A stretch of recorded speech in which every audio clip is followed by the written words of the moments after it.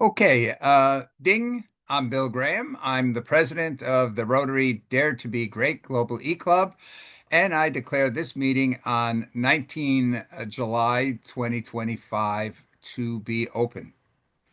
The last few meetings have been devoted very much to artificial intelligence for a number of reasons. One is that is probably the thing that is having the greatest impact and is likely to have the greatest impact on human civilization here in the next few years.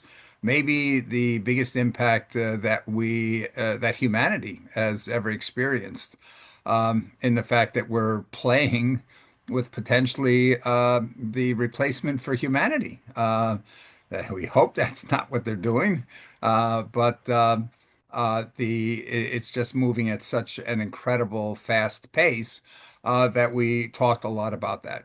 And we talked particularly about education because artificial intelligence is likely to so dramatically change education, both from the perspective of what's needed, because if everybody has their own personal companion, coach, mentor, tutor, basically in their pocket or on their shoulder, and they know everything they need to know the moment they need to know it, we have to figure out what is the purpose of education. But then at the same time, here it's opening new doors because if that mentor coach is there to and recognizes that its duty is not just to tell you what you need to know the moment you need to know it, but is to help you grow as a person and cause you to be curious and thinking and trying new ideas as helping you just to grow as a person and in many, many ways. So that is opening a lot of new doors there. But one of the things that we always come back to is when we look at education today and we say, well, where are we today? That AI stuff is really good, but a lot of it's not there. The stuff that's there today is very often being misused to say, oh, I can get out of studying. I can get out of having to learn. I can just tell AI, tell me what the answers are, and I'll turn them in as if they're my own. A lot of the things we're talking about, we're on the cusp of, but we're not there yet. And a lot of the things that we really need is, yes, AI might be able to tell you the answers to a lot of questions, but you've got to ask the questions. You've got to be curious enough to ask the question. You need to know enough about the world to recognize that there is a question. And to do that, you need really basic education. And AI is going to eventually be able to help us do that. But right now, some of the key things that make the difference is reading skills, for example, the literacy. Uh, can you read? Are you able to understand what news is talking about in the world? And are you able to participate? Today we're going to look at the issues that we're facing with foundational education. That's reading and basic numeracy. Because if you don't have those are the foundation that you build everything else upon. And maybe at some point in the future, we can say, well, you don't need to read anymore because there's going to be a chip in your brain that's going to translate everything for you and so forth. But we're not there right now. So what can we do right now? What can we do, especially right now, to help young people have confidence? When we look at a lot of the failure in our education systems today, a lot of the failure is because people did not have the necessary foundation, and therefore their early years in education have been marked by, no, you're wrong, that's wrong, and we destroy the confidence of young people. So by the time they're reaching fourth or fifth grade, they've given up. And it's even faster in some countries where maybe the primary language children learn, their mother tongue when they're growing up, is not the language used in the school. And so they go to school and they're really not able to follow. And within 1 or 2 years, they give up and they drop out of school.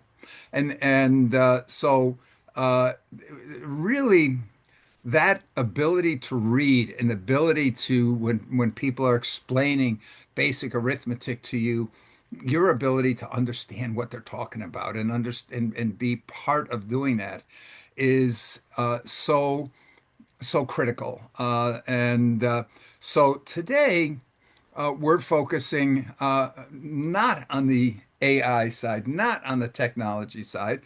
We're going to focus on how can we close that gap on young people so that they feel included, that they feel that they're part of and they're confident in their abilities to learn. And for that purpose, we've got a very important guest with us this morning, Dr. Sunita Gandhi. She's a member of our Dare to Be Great Global eClub. And so, always going and challenging. How do we do the impossible? How do we go and really have a major impact on the world? And she's done something here that I think if it was more known on a global scale, people would just go and say that's impossible. That's amazing, because she's come up with a way in which young people, as young as 4 and 5 years old, can learn to read enough to read a newspaper or basic numeracy in as short as 45 days at only 1 hour a day. And this program has been so successful. It's grown in just a few years, I think about 4 or 5 years, less than 5 years. It's grown from just a small number of schools to tens of thousands of schools, and is spreading around the world. So what we want to do is look at if this program can be so successful, then we, as a Rotary Club trying to make a difference in the world, should be looking at here, well, where are the other places that need it? Where are the places where the literacy is still a major problem? We have in most of the states in the United States, I think there's only 2 states out of all 50 states in the United States that have even 50% of fourth graders that are proficient at grade level by fourth grade. So huge potential for improvement. And we know from studies like the Bloomberg study in Providence, Rhode Island, where we see working and welfare class families, where we have a gap in terms of the percentage or the number of words they hear and where they start school, where they're starting school up to 2 years behind, let's say the average here, and up to 4 years behind some of the upper and upper middle class families that have had the advantage of preschools. And so if you're starting so far behind, and the states come out and say, well, we have to treat everybody the same. So now we're moving at the pace of the best students for students who haven't gotten the basics of reading, of numeracy and literacy. So the ability to help those youngest children be able to read to a level where they're confident in their reading could have massive impact here. There's such great room for improvement.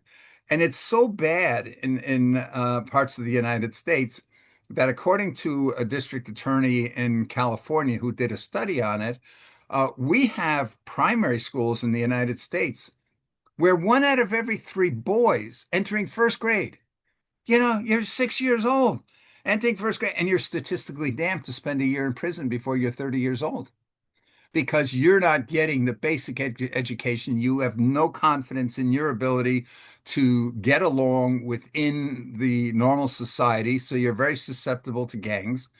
And we see these problems. So this program that Sunita has developed and is actually implementing around the world has the potential to really accomplish great things. And especially with regards to Rotary, Rotary needs to get some major wins. We need to get the world recognizing that we are an organization that brings about major change in the world. It's not enough just that we do things. We've got to accomplish things. And so this provides a great opportunity for Rotary clubs because it does not require a lot of any technology, doesn't require a lot of training of volunteers to help implement it. And so it could be ideal for Rotary clubs to provide volunteers to implement this program locally to help out in after school programs until such time as the schools adopted into the mainstream at least. So we want to hear in detail about this program. With that here, I'd like to turn this over to Sunita to start off. And then what's very important here is we want to really turn this into a discussion. We want you to come away at the end with a really good understanding of what makes this program different and what is the potential wherever you are in the world. It doesn't make any difference here. We've got folks from all over the world on this call, and the potential here is to look at how we could really change things. Imagine here, Dr. Nudrat, you're in Pakistan. Imagine in Pakistan, you've got right now either the highest or the second highest number of children not in school in the world. And imagine here what the difference would make if almost every child in Pakistan was a confident reader, understanding basic arithmetic, how that would dramatically change the whole game for your country. And so these are what we want to explore. So with that, Sunita, please tell us a little bit about yourself. Tell us a little bit about the motivation of why you got involved in this whole thing. And because this wasn't your background, if I recall correctly, you are an economic analyst, and so tell us a little bit about that, and then go into what the system, the how people have reacted to this system, and then how it works. Please, Sunita. Very good morning, everyone, and good evening if you're in Pakistan. We're also in India, next door. It's nearly 7 p.m. And I'm delighted to be here discussing education in particular, the most important peg of all, which is foundational literacy and numeracy. Without that, as Bill has so beautifully enunciated, that education has no meaning, children fall behind, not just for a few years, but perhaps for life. So it's pretty damaging. And what we've discovered along the way, that there are far better ways to cut the pie than we've known. And I'm Sunita Gandhi. I'm from India originally. I spent a number of years studying in the UK. I did my doctorate in physics from England, from Cambridge. And then I went to work in California as a scientist. Then I realized my calling was in development. So I applied to the World Bank, and lo and behold, I got selected in their Young Professionals program. Then I stuck around there for 10 years. And yes, Lloyd, that's correct. It's foundational literacy and numeracy. And so anyway, there I was working with governments all across the world, working on education and quality of education. And in that, I discovered a lot of amazing things. Like pretty much education across the board is plagued, and we will all agree with the similar kind of problems. Basically, teacher at the head, children stuck to the board, a teacher stuck to the board, children looking at the teacher as the prime sort of I guess the puppeteer, the master puppeteer, calling the shots, who does what and how you behave and how you do and what you do, and all the old assessment systems intact. Children divided by age into career streams and so forth. So there, I started to develop some thoughts and ideas, and started piloting ideas. The first pilot was in Iceland, of all places. And here I was very fortunate to win the bid to run Iceland's first two charter schools. So I set up an organization called Islensku Mentasamtökin, which stands for Education Society of Iceland. And that's where I started to do a lot more research work. I invited, at that time, Howard Gardner from the US to come and have a bash on our thoughts at the moment, at that time, and some other educators from across the globe. So basically, any educator or researcher, I'm a scientist by design, but you need a laboratory. You need some place where you can take the risk to try something new. And I think majority of education, you'll all agree, is really not doing major strides, or is not moving in a major way. Like, of course, now we have the age of AI, but has education caught on even with the modern? And I think we are still pretty much in the old molds. There's some, nice examples here and there. You see, examples of really good education. There are great thinkers and philosophers. John Holt questioning the, education premise, how children fail. Then we have the contemporary Alfie Kohn, who's talking about punished by rewards, the case against competition. I've been influenced by so many of these great thinkers. Carol Dweck has been one of my favorite with her book Mindset.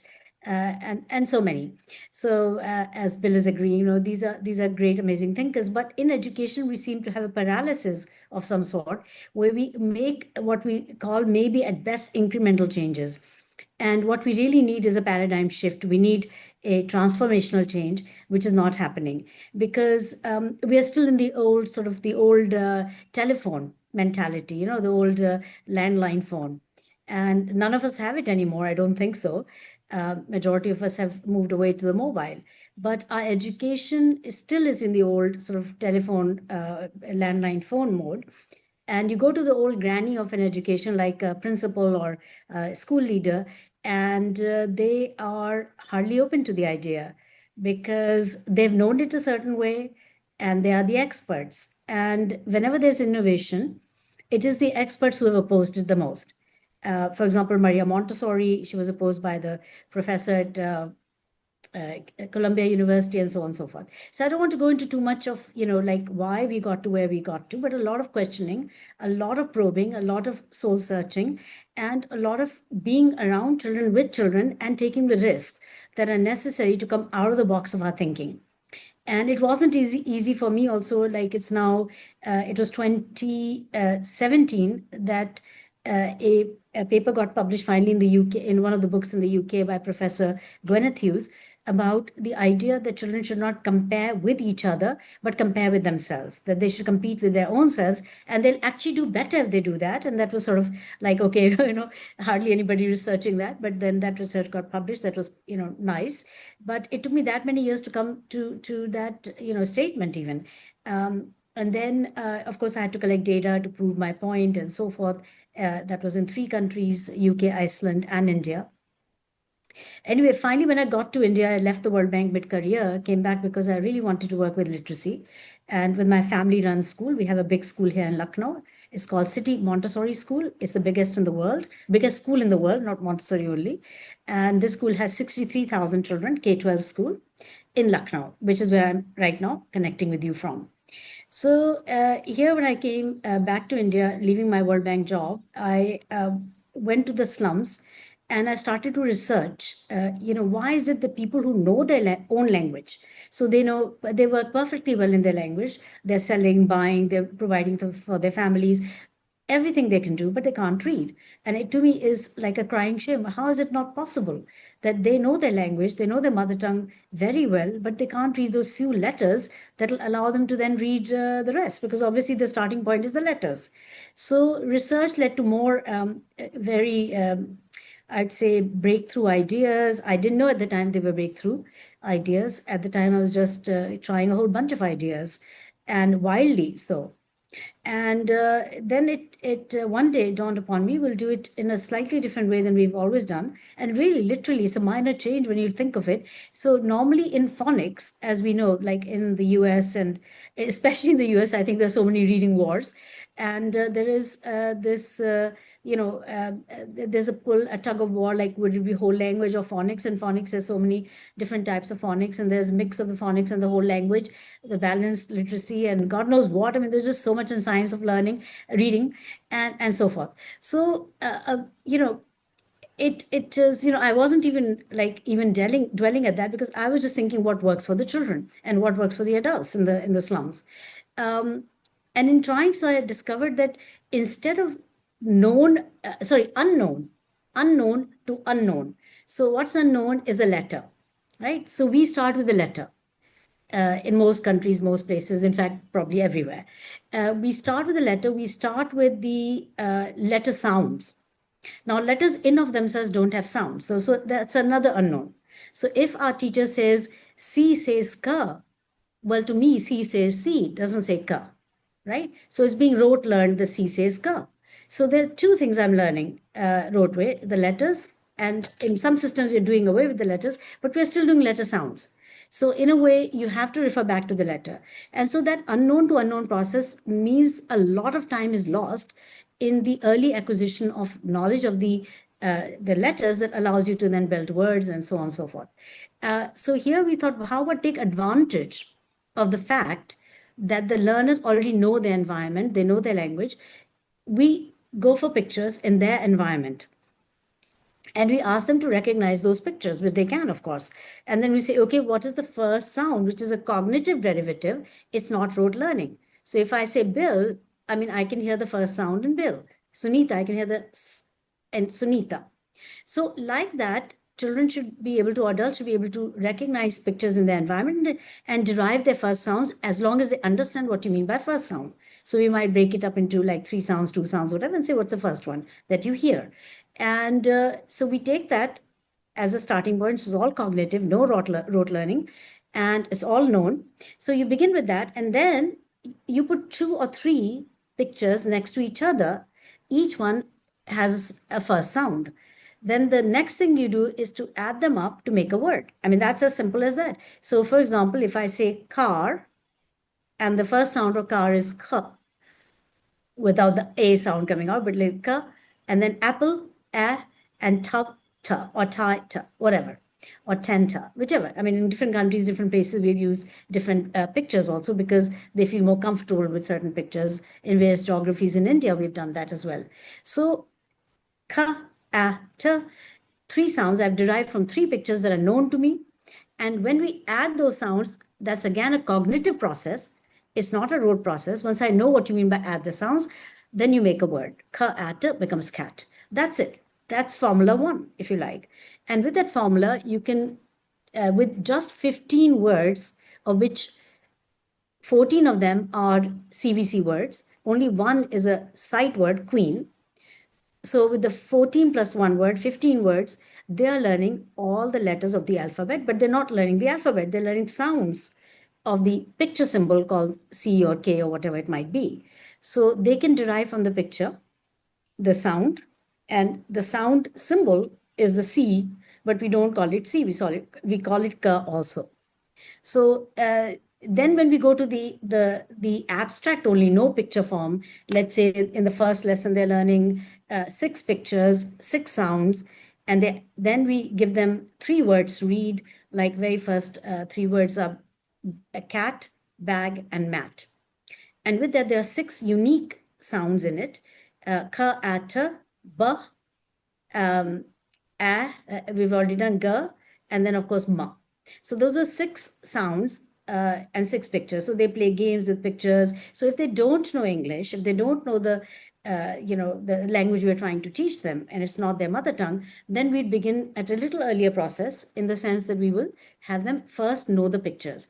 And as we all know, pictures are easier to remember, in any language. They're easier to remember than words that we learn just verbally or we see as sight words.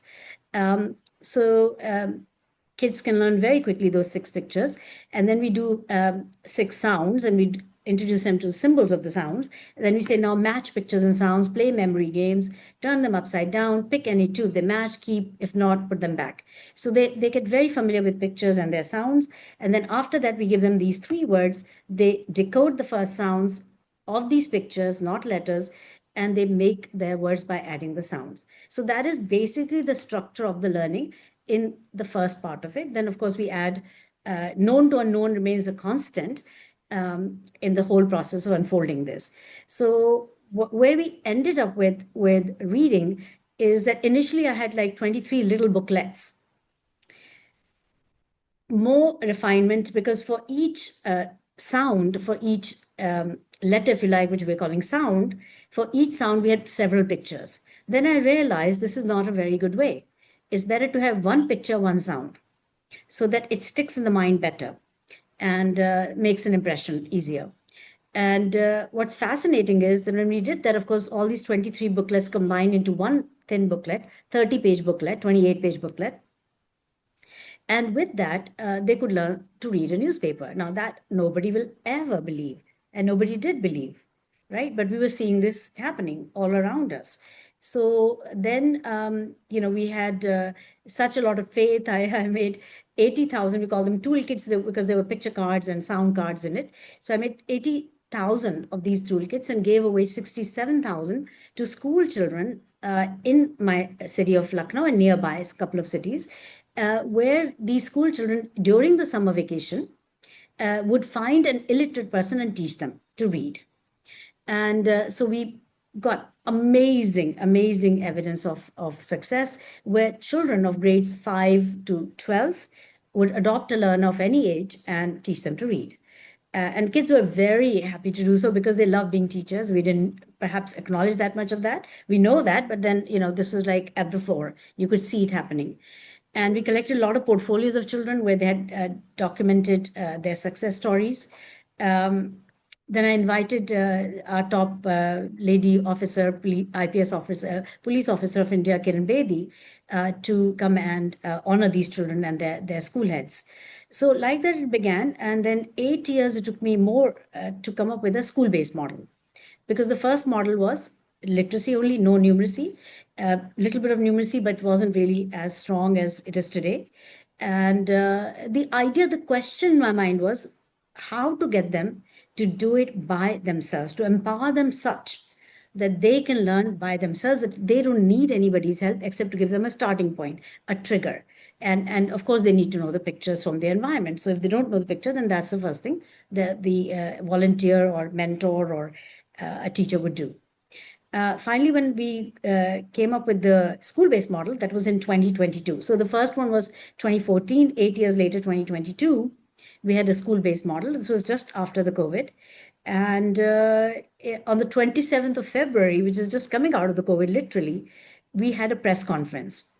Because by this time, in a very short span of time, 5-year-olds, 6-year-olds, 7-year-olds were reading newspapers in both languages in our experimental laboratory, a school called City International School in Lucknow. It's a CBSE, Central Board for Secondary Education School in Lucknow.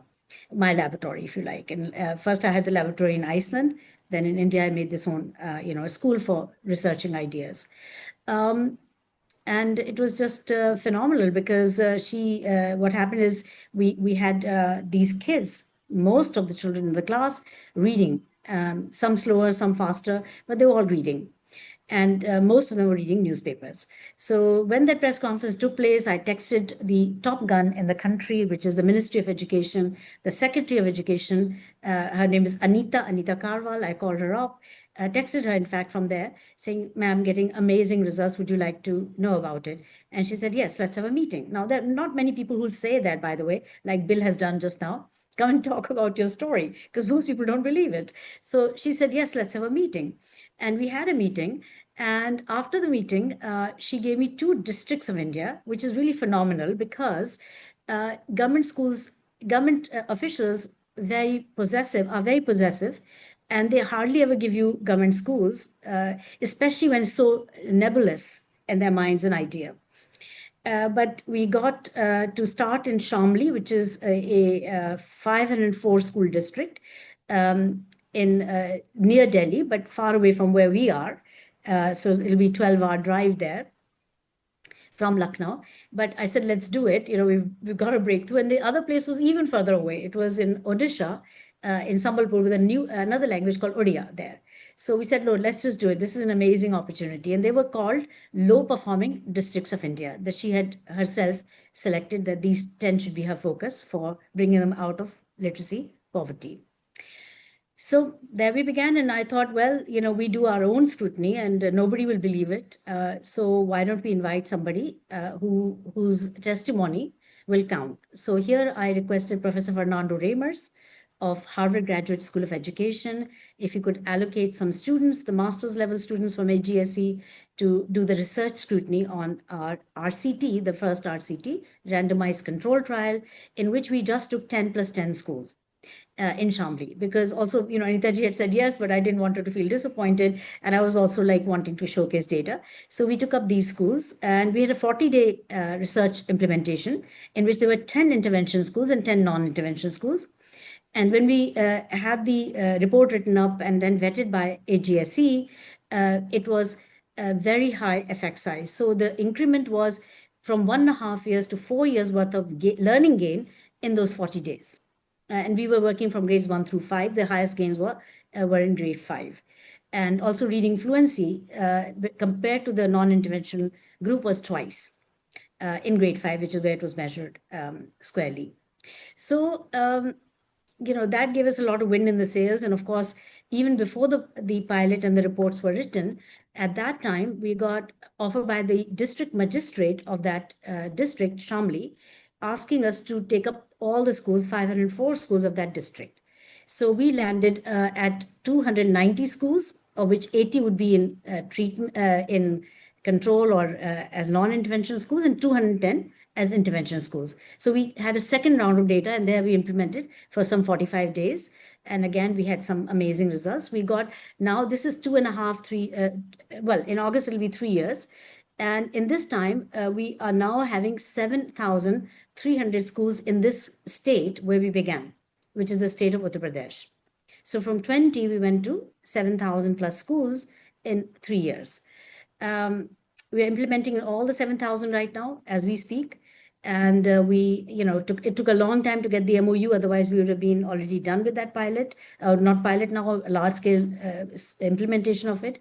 But we should be getting results by September, August, September. And then we also got two entire regions. So one of them is the entire state of Himachal Pradesh with 11 districts. In UP, we're in 4 districts. That's 11 districts.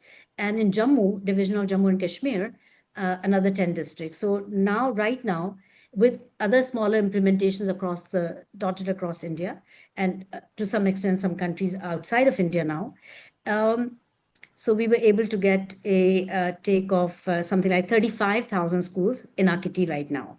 We're rolling out the program in. So that's whopping growth. And the only reason we could grow, and that also in the government sector, is because of being able to show results, not just at the level of the school or level of the child, or even at the level of the RCT. We're now talking about macro level data. So like in Uttar Pradesh, Shamli went up from being a low performing district to rank 18 of 75 districts. It's the biggest state of India. So rank 18 a year ago. And this year, it is now rank 3 in all of Uttar Pradesh. So that is pretty amazing macro level data. We have lots of other data, but I don't want to take up all my time on this issue, but just to give you that snippet of what it is and where we are at. Numeracy also, we introduced place value from the beginning. It's kinesthetic, then it is concrete with objects, and objects are from the environment. They don't have to buy anything, and then it is abstract. And the whole thing, in 15 days, we can teach you plus minus multiplication and division. And of course, you develop number sense in every whichever way. So you get grade 3 proficiency in 15 days. We give governments 45 days because they hardly believe it. And then by the time they start going on it and all that, we give them 45 days. It can be 55 days, like in Ghana, it took 55 days. One of the states of India, Ladakh, which is a smaller state, it took 60 days. That's okay. It's a difficult terrain and all that. So it's not even 60 days is not a lot compared to 3 years, 5 years it would take in the past to reach those same things. And even then, half the children can't do the basics of reading and writing and arithmetic. So over to you, Bill. Like I've spoken enough, I think, for now. No, thank you. Whoa. All I can say is, wow, that is a terrific introduction here. And I found it so fascinating here to see the scientific discipline with which you approached all levels of this, having the research observers, to having control and test groups, so that we're not talking about, oh, hey, it sounds like a good idea. Maybe it's going to do something. You've actually got the proof of being able to show this. And I think for a number of the people on the call here, who are in different parts, I'm thinking in particular of the US, some of the group, Ingrid, I had been in touch with you about your districts, where people are very interested in doing something with literacy. Jerica, in your part of the country there's that big initiative to make a big difference there. And I think here with some of the people from other countries that are on the call or other parts of the United States, Kurt, you're in Southern California. Where we know that literacy is a huge problem. So I think here this if we could accomplish in your areas, if you could accomplish that, if Rotary clubs could provide the volunteers, even if the schools are not ready to say, we'll do it right now in the schools. We have the ability to do things in YMCAs, in Boys and Girls Clubs. A lot of churches have sessions, libraries do programs like this. We have a lot of opportunities to demonstrate the capability of doing this, and we've got the proof. We know here what's been able to be accomplished, and I think you can hear from Sunita's uh, description here of the process that she went through. That this is not something. Oh, here's an idea. Let's do it. It took a lot of experimentation, a lot of trial and error to find the mixture that has the impact. And when you look at that idea to be able to go from 20 schools to 7,000 schools, the administrators don't do things like that just on a whim.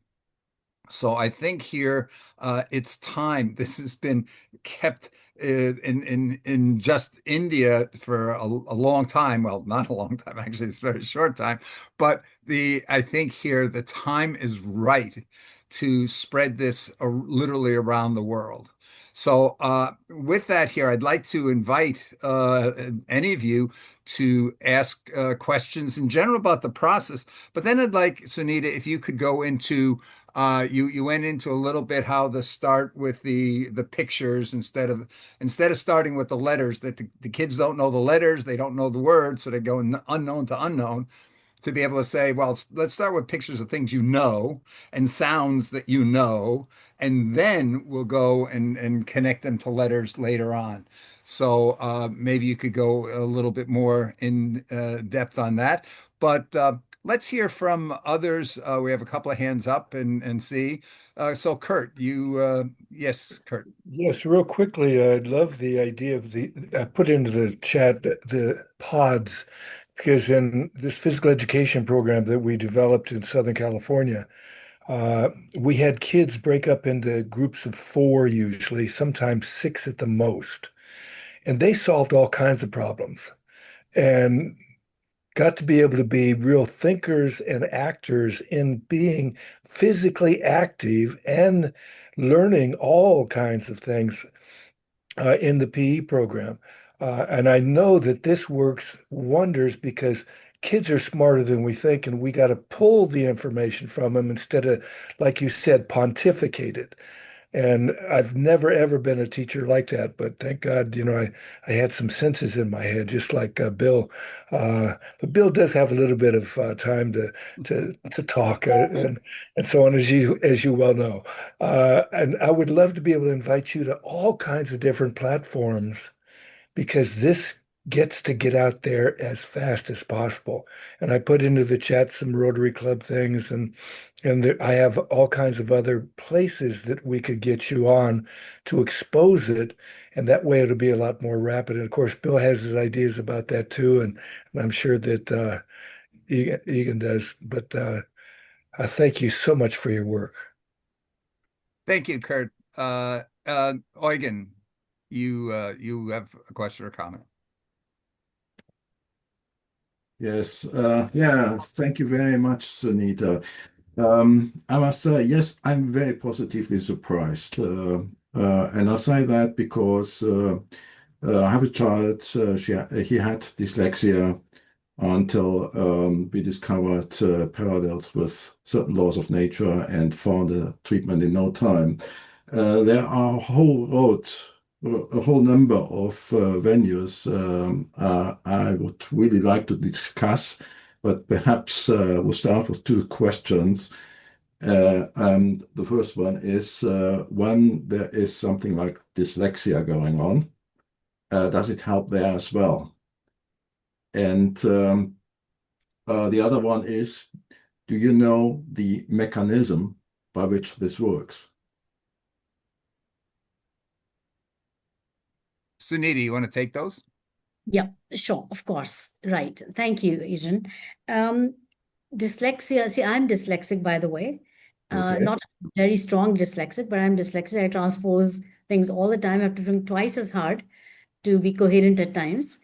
Uh, It is something that you look at the traditional system, you're not doing so much hands-on. You're not touching, feeling, doing. And I think, for example, when we are making these three-letter words, and you just have three in a basket, three pictures and three sound cards, six of them, and you're going to repeatedly practice which is which. You're going to get that a lot stronger than if you're going to do a whole bunch at once. So a staging, or at least allowing the children to play with it for long periods of time, play memory games, pick up sorting games, also this matching games. So all these things help in better recollection. So B and D, all these differences that come later on. So in the writing also, but I think that overall what it is that the process has built in uh, the idea of pair learning. So what happens is that I'm working with a pair, and the pair is my control of error, actually. And in interaction, I learn more than on my own, in a way, is another thing we've discovered. The way the classroom practice goes in this way, it took me a number of years to even think this is possible. Is where the children are paired randomly every single day. So regardless of ability, because up until recently, we all been hearing this, and even in India, there's this huge thing about teaching at the right level. Now, you keep discovering the level of the child and you start to teach at that level, but kids are not moving in a linear way. They're moving, organically, which can change anytime. They can regress, they can grow. And so when you have, for example, if I'm working with you, and you are a lot ahead of me, and you have to work with me, you're going to have to come down to my level. So supposing that you can work with hundreds, tens, and ones, I can only work with tens and ones or only ones. You're going to have to come down to my level. Now, you might say, oh, there's a learning loss for you for that particular day because you're sitting for the whole day with me. But actually, there's a learning gain for you because you're learning to adapt the level, which is a very important skill that the children need to learn how to go up, go down, and then you're bringing me up, in a way. So that's a skill as well. So we say also there are other gains in learning which we don't consider as important, but they're actually more important perhaps than even academic learning. That is learning to work with each other, empathize, take responsibility, help each other. It's not that you, because you're working better, you'll be my teacher. Now the next question I'll be asking you, be it at tens and ones level, I'll be asking you and you'll be answering for me. So this taking turns is humanity that we teach every single day, that we have to take turns. We're not making a difference between people based on their ability, based on their disability, based on their level of understanding at that particular moment in time. We're saying just work with each other. And what happens is when you've empowered a child to learn by themselves, not the teachers teaching you. So, for example, teachers are putting on the board saying 10, 1, this is a 10, this is a 1. Now, this is how you make 12, this is how you make 13. That is old way. That is not working. You give agency to children by empowering them to know how they can learn by themselves. So here, for example, for the English lesson, one child will ask for looking at the first picture, what is this? The other child will say, this is a cat. Second question, what is the first sound that you hear in the word cat? So they say k, right? Similarly, for the other two, then the last question the child will ask, what word do you get when you add the sounds? Now, this is my part, let's say, or your part, you've asked me those questions, I've answered them. Now, for the next word, I am asking you questions and you are answering equally. So they are equals when they're learning. They may be unequal at levels, but the learning has to be taking turns. And I think that provides a lot of support, but also the control of error. So if I get something wrong, you'll say, try again. If you get something wrong, I'll say, try again. If you do it right, I say, high five, well done, good job. All day long, the children are, congratulating each other, saying, good job. So all these things encourage a child, whether they're dyslexic or they have another disability, they're hyper kids, whether they're shy kids, all of these kids are benefiting more. I don't think there's a, complete solution to everything, but this is working better than, say, the alternatives. Well, this is extremely interesting. You see, I'm the initiator of what we call the Law of Nature Manifesto, and what came out of that is that across the world, in organizations, in universities, we have lost the ability to solve complex problems. There's a skill set known as polymath. People are excluded, and children who may have that skill when they come out of schools and universities, they're trained in linear thinking and may not be able to solve the complex problems anymore. So the key requirement we have on the table right now is that we need to get this polymath thinking back into schools and universities again. And from what I heard, you are way ahead of anybody else. So I was wondering whether we could help you there, perhaps with combining the initiatives. So if you're open to that, I would really love if you could spend a little bit Yeah, more time great. on the subject offline. Yeah. Again, I'm going to connect the two of you here, so you're going to be able to follow up on this. But I think one of the things that you brought out on this, and I go back to one of your first experiments where you took those thousands, tens of thousands of kids and told them go out and find a non-reader and help them read. There's that technique in education, the Feynman technique, because we realize one of the ways you learn the most, the fastest, is try to teach it to somebody else. Try to show somebody else. And this idea of the children, and it works at any age because Sunita, you have that program, the adult literacy program, that is using similar techniques here. And we've got people in their 30s and 40s who never learned to read, who are using this approach to learn to read as well. So I think that's a fascinating aspect on this. Okay, Ian, you have your hand up. Yeah. Is this whole technique explained in your book?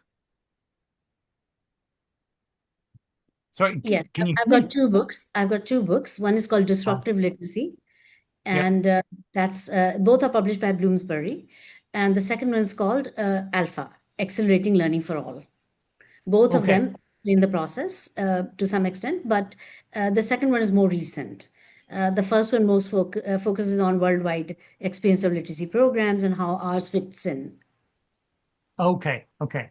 And when you get how many pictures do you use in total for getting all the sounds? Okay, so in English, we have a total of 26 pictures because there are 26 pictures. Letter. Like C and K are the common ones, if you like, with a sound, but the Yeah. the pictures are different, like kite for K and ka rather, and car for Right. yeah, ka as well. So 26 pictures, but we don't teach the pictures all at once. So Okay. if you don't know English, we'll teach you the six pictures first, and then I think the next lesson has five, and so on. Hmm. So together they have 26 over 5 pages, and that's all. 5 pages, all it takes to learn to read all CVC words. Any word which is simple, you can read using that, where you add the sounds. Then we come to Oh, digraph, and digraphs are based on the idea of again known to unknown, and I can share that as well. Yeah. okay. Excellent. And And I and think that's in the alpha book. Yes, it's in the alpha book. Yes, yes. Okay. and I think Super. what 30 pages to read, and then another 10, 12 pages to write. So total of Right. some 40 pages. Yeah. And I think what's Excellent. interesting on this is the fact that you've mentioned those that don't know the language of that school. In other words, lacking in the verbal vocabulary, how you get started with the pictures and familiarizing them because they understand what the pictures are, even if they don't understand what it is in that particular language. They're learning that, and then this peer-to-peer piece is helping kids grow their verbal vocabularies because they're working in that language. It's almost like immersive as they're growing. So they're growing their understanding of the language as well as their reading ability, because you need both at the end of the day. You need vocabulary plus the translation skills there. So let And me you start see. to understand things better because you're actually thinking about it. Yes, exactly. Yeah. Dr. Nudrat, did you had your hand up earlier? Did you have a question or comment? Yes, yes, yes. I want to congratulate Miss Sunita for wonderful contribution for the society, and it's very fascinating to see that in less amount of time that the students can able to learn to read things. So it's very fascinating for me. I want to ask from her that can we integrate technology with it? Like it will help the students to recognize the phonemes and um help them to learn the vocabulary. What do you think about it? Uh, have you uh, work on that part as well, or what would be the implication of it? Like Duolingo or some app like that? So what would be the impact of this? Thank you. Yes, Dr. Nudrat, basically, if you look at Duolingo, it has a certain formula for learning all languages. And a lot of people, like my family members, also learning on Duolingo. But in a couple of researches that I've done with my family members, they're learning faster with the Alpha Way, number one. Because it's visual, it's more, there it comes to visual later on, but first it introduces to sounds, letter sounds. So similar pattern is used. When we talk about technology, we've got it introduced in several ways. For example, we have an app called Literacy Now, and that app has been used by Literacy Chicago in US to teach adult persons who are as yet struggling with their reading skills, and has gone very well. We've got data from there as well. Um, so the tests that they've done on reading of a control group and the group that did alpha are quite telling. And I think, Bill, know the person there who's been working with us.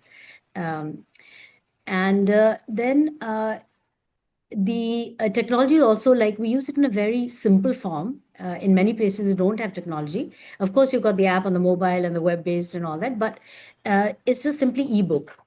So to make it zero cost, that's one way we go forward. One is we offer online training that is free. And the other thing we do is we provide the ebook version on our app. So they can open up, like in many schools now, they just open up. Even in California, we have a school called in Fresno, California. It's called Kepler Neighborhood School. So Kepler School, we gave them the electronic copy, the ebooks on the app, and we also gave them some training online, and then they started on it. So the person who's the superintendent of schools there came to India just a little while ago and shared her experience of how that's gone for her. So I think that, we are offering it as a gift. We want everyone to have it. We have our own costs, like, for example, to do training, we have trainers. To provide it on the portal, we have, obviously portal costs, electronic costs. So we have a cost, but, when we look at the total cost of what we're offering, even if it's in the printed form, like in Africa, we're doing, in Peru, we are doing right now. We've just finished a pilot in Peru as well. We are doing it, with printed material because they don't have electronic technology. So in Ghana also, I shipped from here, from Lucknow. And in Peru, I, managed to give them some resources, funds to print it themselves. So that way, somehow the work mustn't stop. And we want to do a lot of pilots. We hope somebody or the other will, it'll catch fire, and they will see that, oh, yes, there is an alternative way, which is a lot better, a lot faster, a lot more interactive, a lot more joyful, and also the children learn, or adults learn, to be more inclusive, and a lot more equity and so forth. So yeah, I'm hoping that it'll catch fire, but in historical terms, we've only just begun. Mhm. So technology is integrated in a variety of ways. We also have scanning apps for real-time collection of data using OMR sheets, and we have AI-led assessment making, but those are things that are not used by government schools by and large, unfortunately. Yeah, I think one of the things that Wonderful. we want to Wonderful. keep in mind here is that the fact that this does not require technology. Yes, we can find ways to enhance it. There might be areas there where a child is, because of disease, because of the geography, whatever, are not able to travel to a school where they can be paired. That in the not too distant future, we're anticipating that we will be able to have an AI partner so that this paired learning here, if you would, we're able to pair the human child up with an AI child, if you would, who will play the role of the counter person. So it still gives each child the ability to play both roles as the teacher and as the student. And we're this is going to open other opportunities, I'm sure, as AI becomes available. But the big advantage right now is so many of the areas where we have low literacy, these are impoverished areas. So the technology is a challenge, and we don't want to make the ability to provide literacy be dependent on the ability to provide technology. So if I take a look at Pakistan and I look at how many rural areas you've got there, where we could just have a volunteer in that community that we could show how to administer the program, and and we can move forward and make it a progress in those communities. And Yes. yes, yes. And secondly, it is also cost effective. Yes, by integrating technology, it will increase the cost as well. Yes. It may be the second part, but for the first part, it should be like it is. Mhm. Yes, and hopefully, you and I will work on Amar Joffrey here and get some pilot projects going in Pakistan. It's available in Urdu. I don't know if any of the other local languages, Sunita, in Pakistan, if it's available there, because I think you've said that if we can start with somebody's mother tongue that they already know. This enables us to go faster, and then in a second phase, convert that over to the school language, if you would. And Amar Joffrey also has that new school that they developed after, CIT. with them and all that. And so it should be able to be easily implemented. I so look forward to getting you guys together because it's going to rock and roll there. Yeah, yeah. So yeah, Mars already, he's familiar with it. I'm a little surprised he's not on the call, but definitely we're gonna try to move forward on that in Pakistan, because we're looking at 32 million children out of school in Pakistan. So I mean, the ability to get millions of kids becoming literate through this program is the potential is just huge.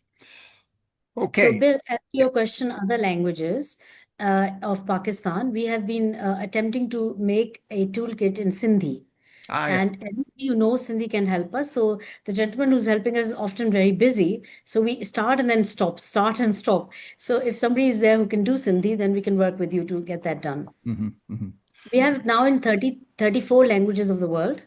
And the recent most conversion has been in Chinese Mandarin. So they don't need it, possibly. It's a high percentage of literacy there. But imagine telling the Chinese they can learn Chinese better in the alpha way. So I'm having my fun with it. Yes. No, that's really great. And we might be able to, I don't know if you've tried using AI for So, the translation process. what actually needed? Uh, Yes, go ahead, Yeah, Dr. so for that, Dr. Nutrat, we just need somebody for about 3 weeks. yeah, it's very simple to use it. There are almost 1400 languages can be converted from one language to another. Oh, And no. it's an open source tool of Meta, so we can do it. Yeah, no, that is correct, Dr. Nutrat. That's not how this particular one would work. It's okay when we have instructions like in mathematics, they can easily be converted. But when we are talking about starting from ground zero, like there's a particular process involved. There's a process of elimination. It's a process, it's not direct translation. It the literacy books takes a lot more thinking. It's not pure translation.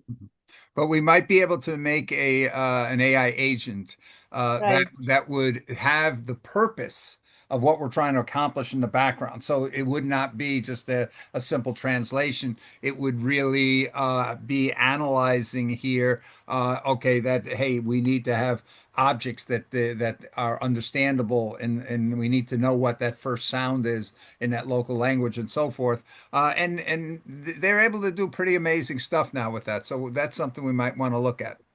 Oh, so I look forward to that. But I just want to share an update that we have begun on AI, as in like if a child says a particular sound, it'll recognize and tell you whether you got it right or wrong, and it's actually mimicking the process Mhm. as is. So if you have it in a particular language, it'll be able to reproduce that particular language version of it, uh, interacting with that AI. Great, To, great. yeah. This is really great. And we have to keep in mind here, we're not talking only about literacy and reading, but as you mentioned here, the numeracy factor. And the numeracy factor, you are also taking a rather unusual approach to that, but one that has been shown to be very effective. Maybe you want to tell us a little bit more about the approach to numeracy. Right. So basically, let's do it together. Okay. So if this is a one, a snap is a one. If I snap twice, that's two. If I snap three times, that's a three. Right. So that's up to nine. We do snapping. When it becomes a 10, we don't do snapping, we do a clap. So 0 to 9 is snapping, and 10 to 99 is claps and snaps. When it becomes 100, we don't do 100 with clapping. We do 100 with a shoulder tap. So 99 is 10. So 10, 20, 30, 1, 2, that's a 32. Okay. So if I do 10, 20, 30, 40, 50, 60, 70, 80, 90, 1, 2, that's a 92. And when it comes to 99, I've done 9 snaps. Then for 100, I do a shoulder tap.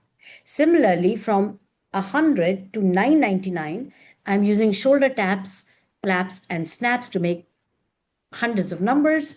And when I go to a tap up, it's 1,000, right? So I'll make a number. I hope you can see it and you'll tell me what number it is. Okay. If you do a good job, I'll say high five, well done. If you get it wrong, I'll say try again. Okay. I'll make a small number, tens and ones number initially.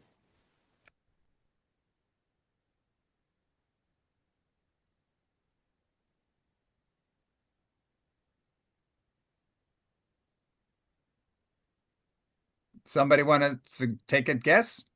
Or no, not a guess. Say, what do you think? 43. There we go. Good job, Great. all of you. Good High job. I five. see it in the chat. High five. Well done. Right. So now one of you make a number and I'll tell you, or all of us tell you what number you made. Anybody. You can do tens and ones number. You can do hundreds, tens and ones number. You can even have a zero in the middle.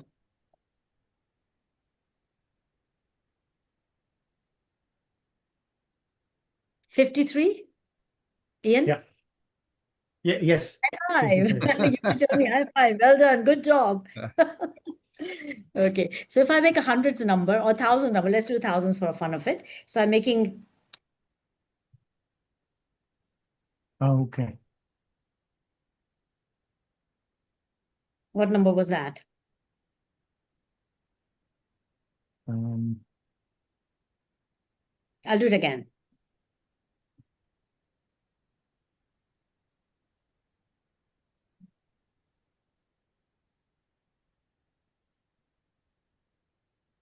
$231. Oh, 3,201. Big go. Well done. Good job, Bill. Well Yeah, done. the thing here on defense of our other participants, because you're silent on that, it was switching the scene in the middle of the screen, so some people were not able to catch Acha. the shoulder Okay. taps on that. So Fine. could you But you explain to got us the why what makes this different in terms of the memory of the students being able to better remember what they're doing? Okay, so see, normally the teacher will tell you on the board, look, children, This is a hundreds number, HTO. This, is 315. Okay, what is the number? 315. How many ones are there? How many tens are there? The teacher will say place value, face value. They'll get the child totally confused, right? And bigger number and small number, they, whenever they come to it, it's sort of like bifurcated in a way that's not automatic for the child. Number one. Number two, when we are talking about snapping or clapping or shoulder tap and clap up, all these things are kinesthetic. They engage the child's interest more. Thirdly, we're doing it as a pair. So I'm making a number and you're telling me what number it is, then you're making a number, I'm telling what that number it is. If it is right, you'll say, yes, well done, good job. If it's wrong, you'll say, let's try again. And that terminology, children should know that making mistakes is part of life. Then the other thing is that there are, let's say, between 0 and 99, there are 99 numbers or combinations of numbers you can make. Children can practice enormously and they don't remember what number they did last. They practice, practice, practice. And they practice at home as well because we have given them these, puppets, which are two puppets. So Tina and Toto. So Tina says, what is this? Toto says, this is such and such. Or Tina says, what is this? This is a car. So they're doing this at home, this practice with pairs. They're friends now. Tina and Toto become valuable friends, especially in homes they don't have anybody to interact with. These kids are loving these Tina Toto puppets. Where they have someone to interact with, they're able to, teach their own parents because they've learned how to learn. And therefore they can apply that. They become amazing teachers. They're teaching their own parents and family members. So it's a lot of reinforcement, a lot of learning going on. And you can do it in the old teacher-led way because teacher will say, okay, tonight you're going to write 5 numbers. Why 5? They can do about 50. So that is where learning is accelerating because you are teaching them the skill to learn by themselves rather than you teaching them a particular thing. And there's a major difference between the two. Can you also say, yeah, go ahead. No. Can you also say here that the translation process in your mind between actions and abstract thoughts is really reinforced? You got to think about that. We saw here in the little test. You're thinking here. Okay, how many claps did I see? How many? And so you're not just writing something, or you're not just looking at an abstract number or whatnot. You're having to think about what does that number mean, and I think that could be valuable in intensifying the learning effect. Absolutely. And you have to listen carefully, you have to watch carefully. A lot of senses are involved. Mm-hmm. It's not just the movement sense, it's also hand-eye coordination. It's a lot of levels of cognition that are involved. Mm-hmm. Or let's say the cognitive mind is much more focused. And so that, and then of course the interaction is very powerful because that's where we forget learning gain is happening so rapidly because a teacher can only correct so many kids, can only watch so many kids. Here these kids are on a roll. Now, if they get it wrong 1 or 2 days, doesn't matter because next day they're sitting with a partner who knows better. And so they're self-correcting each other. That control of error, that Dr. Maria Montessori's idea of control of error is here not the teacher is the control of error. The control of error is the other child. And so it's multiplying manyfold the learning and the joyfulness. I mean, obviously we do think whatever we do with joy, we learn more. And I think that idea, and I think that idea of changing the partners every day, like you say, maybe the partner you had yesterday did not catch some of your errors, but the partner you'll have today is more likely to do that. So you're learning to interact with multiple people. You're learning to interact with multiple personalities here along the way. So the socialization impact, it's more than just the academics. Absolutely. And where we say also social, emotional, mental well-being. Imagine I have been a poor student and my partner all day long, not just the one day, but all days long, says to me, well done, good job, wow, that's awesome, and then all month long, I get to know my entire class. It's not like I'm isolated sitting in one corner. Nobody comes to me because I'm a poor student. As an economically poor, but also poor as an academically not so good. So economically and academically, I'm not feeling my space. I'm shy. I'm, whatever. I feel that I'm not good enough in the class. Everybody's so smart. but I now have friends. I know them not just by name. Sometimes I don't even know my class by name. I know them as people. And we empathize. And those are the skills, the inner, deeper skills. I mean, forget all the learning. That's happening super fast in this. But the gains are far more profound than just the academic part of it. Okay, let's see here. Let's hear from a couple of other people here. We've got some people on the call that we haven't seen on the call recently. Let's see here. Okay, Carol Casilla. Could you just tell us where you're from and what your thoughts are about what you've heard? Yes, so thank you very much for this. So Bill, I'm Rotarian Carol Kisia from Nairobi, Kenya. I was in one of your AI sessions in Calgary at the RI convention, and I'm completely fascinated about the possibilities when it comes to learning. I have a son who has Down syndrome, and so that whole space of anything that can increase learning in particularly differently abled children is something that I'm completely keen on. So my question is, I'd love to be able to bring this to Kenya. And what sort of next steps should we take to be able to get this going? Thank you. Sunita, what would you advise Carol on that regard? Right.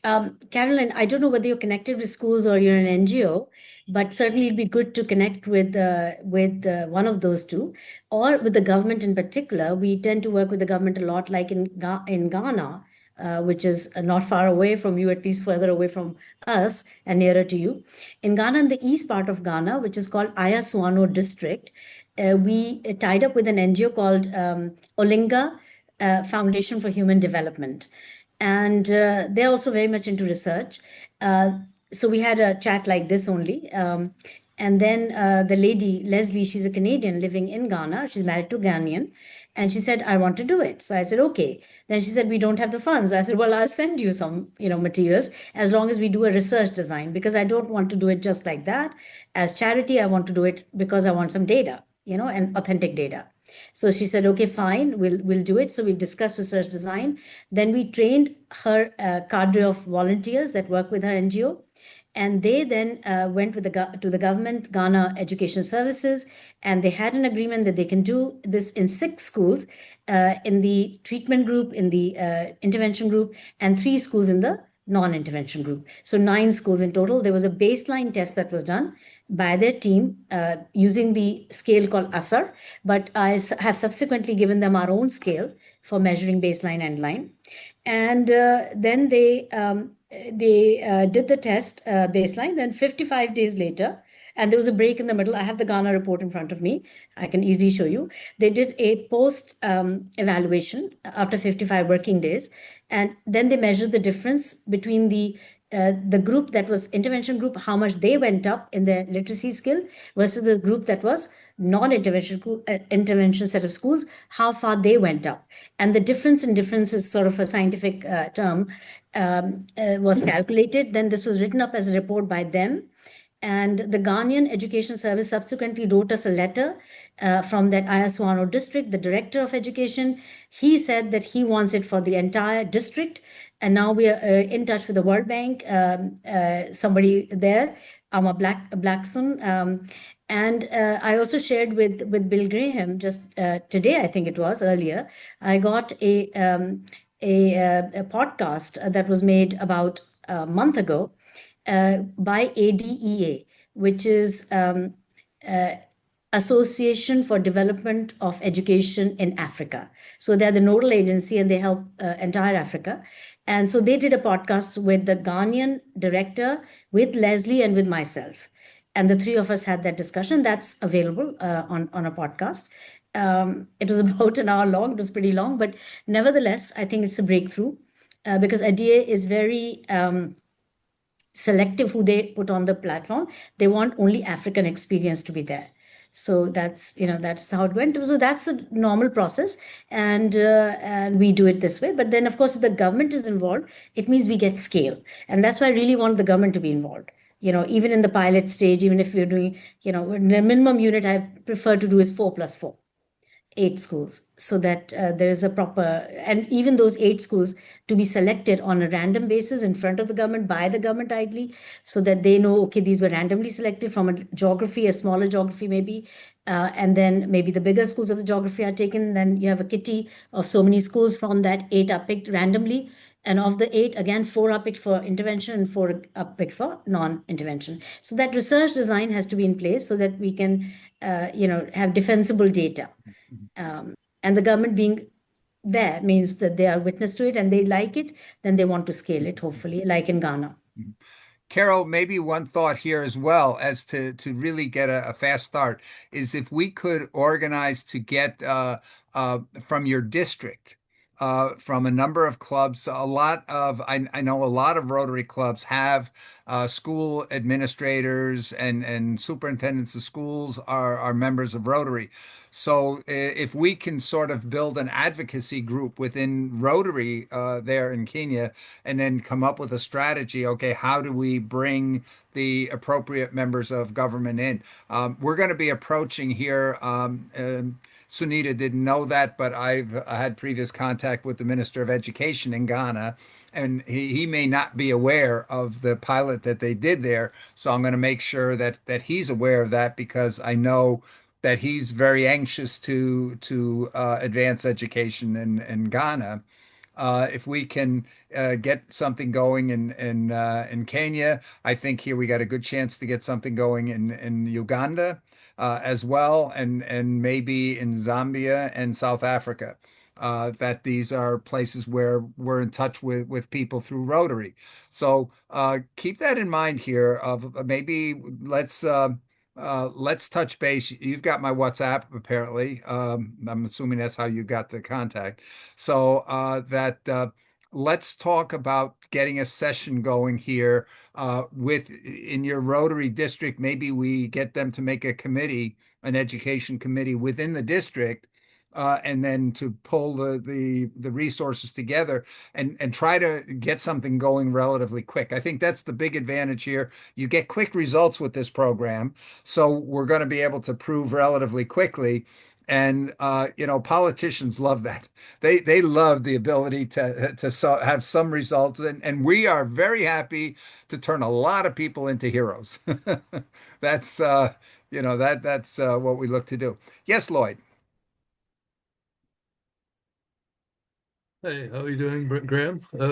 Bill? Yeah. So I was just going to say to Carol, we also through UnityNet International have an MOU with the Association for Childhood Education Practitioners in Nigeria as well. So I could make an introduction. Great. And they just did a big tree planting initiative along the coastal regions of Nigeria with a number of different governors and so they're connected with all of the states across Nigeria. And so you can get down to the grassroots communities that would want to implement those programs directly rather than just working with the national governments. So you can start working with those local schools and the school districts in each state through that organization. So Right. they're implementing our program Yeah.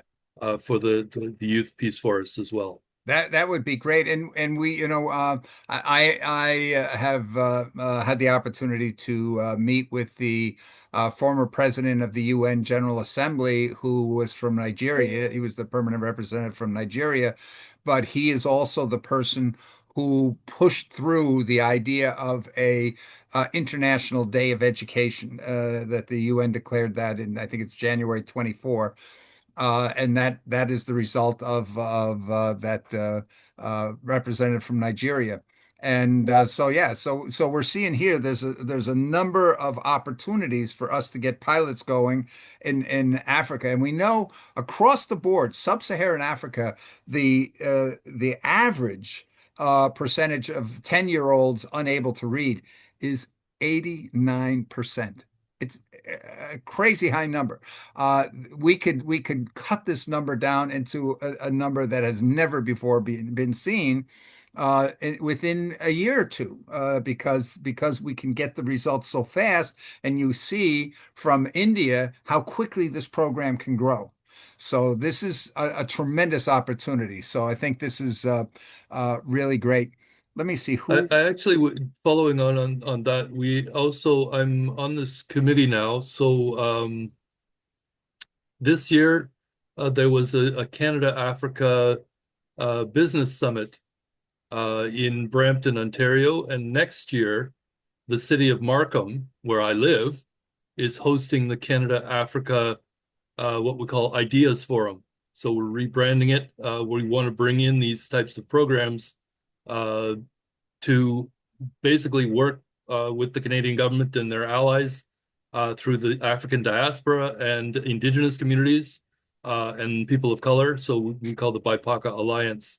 So BIPOCA Alliance Canada Bureau is being established. I'm having a meeting on Monday with the folks that are working with the mayor of the city of Brampton, who's fully on board with this. We'll be working with the mayor of the city of Markham to do next year's Canada Africa Forum. So I'm hoping we'll bring people like Sunita out as guest speakers at this big event that's going to be hosted by the city. Great. That sounds really fantastic. Let me see here who Ingrid, what are your thoughts here on your part of the world where you live, the potential that this program could be implemented through the help of Rotary to have a big impact on literacy in your area?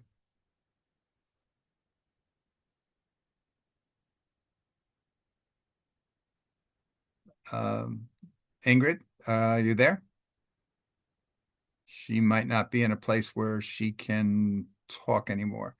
Okay, let's go on. I couldn't see because it's so sunny here, but yeah, for sure. That's something that in my district, which is northern Mississippi and Memphis, Shelby County, has a big need for a program like that. And several Mississippian Rotary clubs actually have superintendents as members. So maybe if we do have like education task force of some sort with our DG coming up, that would be wonderful. Great. So hopefully we'll be able to follow up on that and see about actually getting some movement and having a pilot or two implemented in that part of the world. I know one of the district governors that from the two districts near you that I met with in Calgary was indicating that he's a personal friend of the governor's, the state governor. So that could be another potential ally in getting a significant pilot implemented. Yeah, sure. Okay, so let's see who else. I don't. Judy in Vancouver. Oh, wait a minute. Let's go to Manis first. He has his hand up. Or Hi, yeah. So I'm a senior in high school here in New Jersey. So unfortunately, I don't have any like connections for you to speak anywhere or anything like everyone else has been saying. But I was just wondering, you were talking about how you've done a lot of work in Uttar Pradesh and in India, and I know that the neighboring state Bihar also has a very high illiteracy rate. So I was wondering, have you done stuff there also to, kind of implement this program? Not as yet. We've approached the government of Bihar, especially Bhopal. Let's see what happens. But we're looking for aspirational districts originally, like where we can do a small pilot, research pilot. And that's how we've grown in the geographies we have. But we've not been able to touch much in Bihar just yet. mm-hmm. Manis, I want to approach you with a thought that might be a little revolutionary. Normally, we have more younger people on the call, but Hmm. today you're representing the youth. And Sure. one of the thoughts that we've had is, what about youth taking the lead in setting up programs? Sunita mentioned how in the beginning they provided the kits to young people and said, go out and find somebody who can't read and teach them to read. And so the idea here is to be able to go into primary schools or kindergartens even as youth. I don't know if you're a member of an Interact Club or not, but Hmm. the idea is maybe getting a bunch of classmates, creating an Interact Club if you don't have one currently, and saying, okay, we're going to go out to our community, into whatever YMCA's, into kindergartens, and offer that we will spend some after school time perhaps, and maybe because you've got other activities, you've got one of you doing something on a Monday, one doing something on a Tuesday, and so forth. But uh, going and having, because you can facilitate easily 5 pairs of kids, so 10 young Yeah. kids that one of you could then supervise and help them learn to read. I think it would be a fantastic experience for young people like yourself, in addition to the experience that the young people learning to read are. What are your thoughts about that? Right. I mean, I think that's a great idea because like we're the demographic that's actually directly impacted by work like this. We've just been through, like going through these different like, educational methods and then like experiencing the outcomes for ourselves. So also the one advantage of doing something like that is that I feel like, say, youth in like middle school or high school, I feel like they're better able to connect with younger children in elementary school, just because of the smaller age gap between us and like some other adults per se. So I think it's definitely a great idea. Um, I just don't think there's much exposure out there really of programs like this, which is why they many of them don't exist. Obviously, a lot of great programs are out there, like Interact clubs, but really just creating exposure for this, I think it could be very productive. Yeah. Well, we have in just in New Jersey here, I'm assuming we've got several thousand Interact Club members, and but you could add Hmm. in the K clubs, the our key clubs, the Leos, Yeah. and perhaps organize a youth movement to end illiteracy in New Jersey. Hmm. And we could help organize the publicity to make sure that everybody's aware what you're doing, and you would fit the Dare to Be Great model because you're daring to do something, take on a mission that most adults would say that's impossible, that's crazy, we can't do that. So Yeah. I'd like to follow up. So please follow up with me afterwards, and let's see what we can do. And to all the rest of you, the same thing. Let's see if we can't mobilize those young people. Sunita was pointing out this success that those young people had, but I would imagine those young people themselves were so proud of themselves and their ability to go and have an impact on somebody's life, that Definitely. so this would be a great opportunity for young people. And I think here we have a governor election coming up later this year, but once that's settled, I cannot imagine that we would not be able to get the governor uh, to uh, to back such a youth initiative to end illiteracy. And I think, Yeah. Ingrid, the same thing goes in your area of the country. That I again, if we can mobilize the youth in the Interact clubs across Mississippi and Tennessee, that the governors of those states would not jump on the opportunity to champion such initiatives. Perhaps, Um, yes, go ahead. Mr. Graham, I also do want to add that I feel like oftentimes like a factor that like kind of acts as a barrier between youth actually like performing such initiatives in places is that um, I feel like they have kind of a lack of credibility. So for example, like if someone tries to approach, say that someone lives in a school district with high economic inequalities and they try to implement such programs, to kind of maybe if there's some literacy in the in like elementary schools there, if they try to implement something like that, oftentimes the actual school administration is unwilling to go forward with a plan that, students themselves come up with because they have a lack of credibility as being children who are still in high school. But I think once you do have the support of something like someone like the governor of New Jersey, it becomes much easier. Yeah. And I think here the media will eat it up. Uh, Yeah. they would love to get behind the thought that hey, here's a group of young people that are daring to take on a major mission that would benefit everybody in the state. And they would follow you. You just need to make sure that you've got an organized enough plan that you're able to show you're making progress and you're not getting stalled along the way. But I'm very confident that you would be able to do that. I'd like to Yeah. hear from Jerica, perhaps.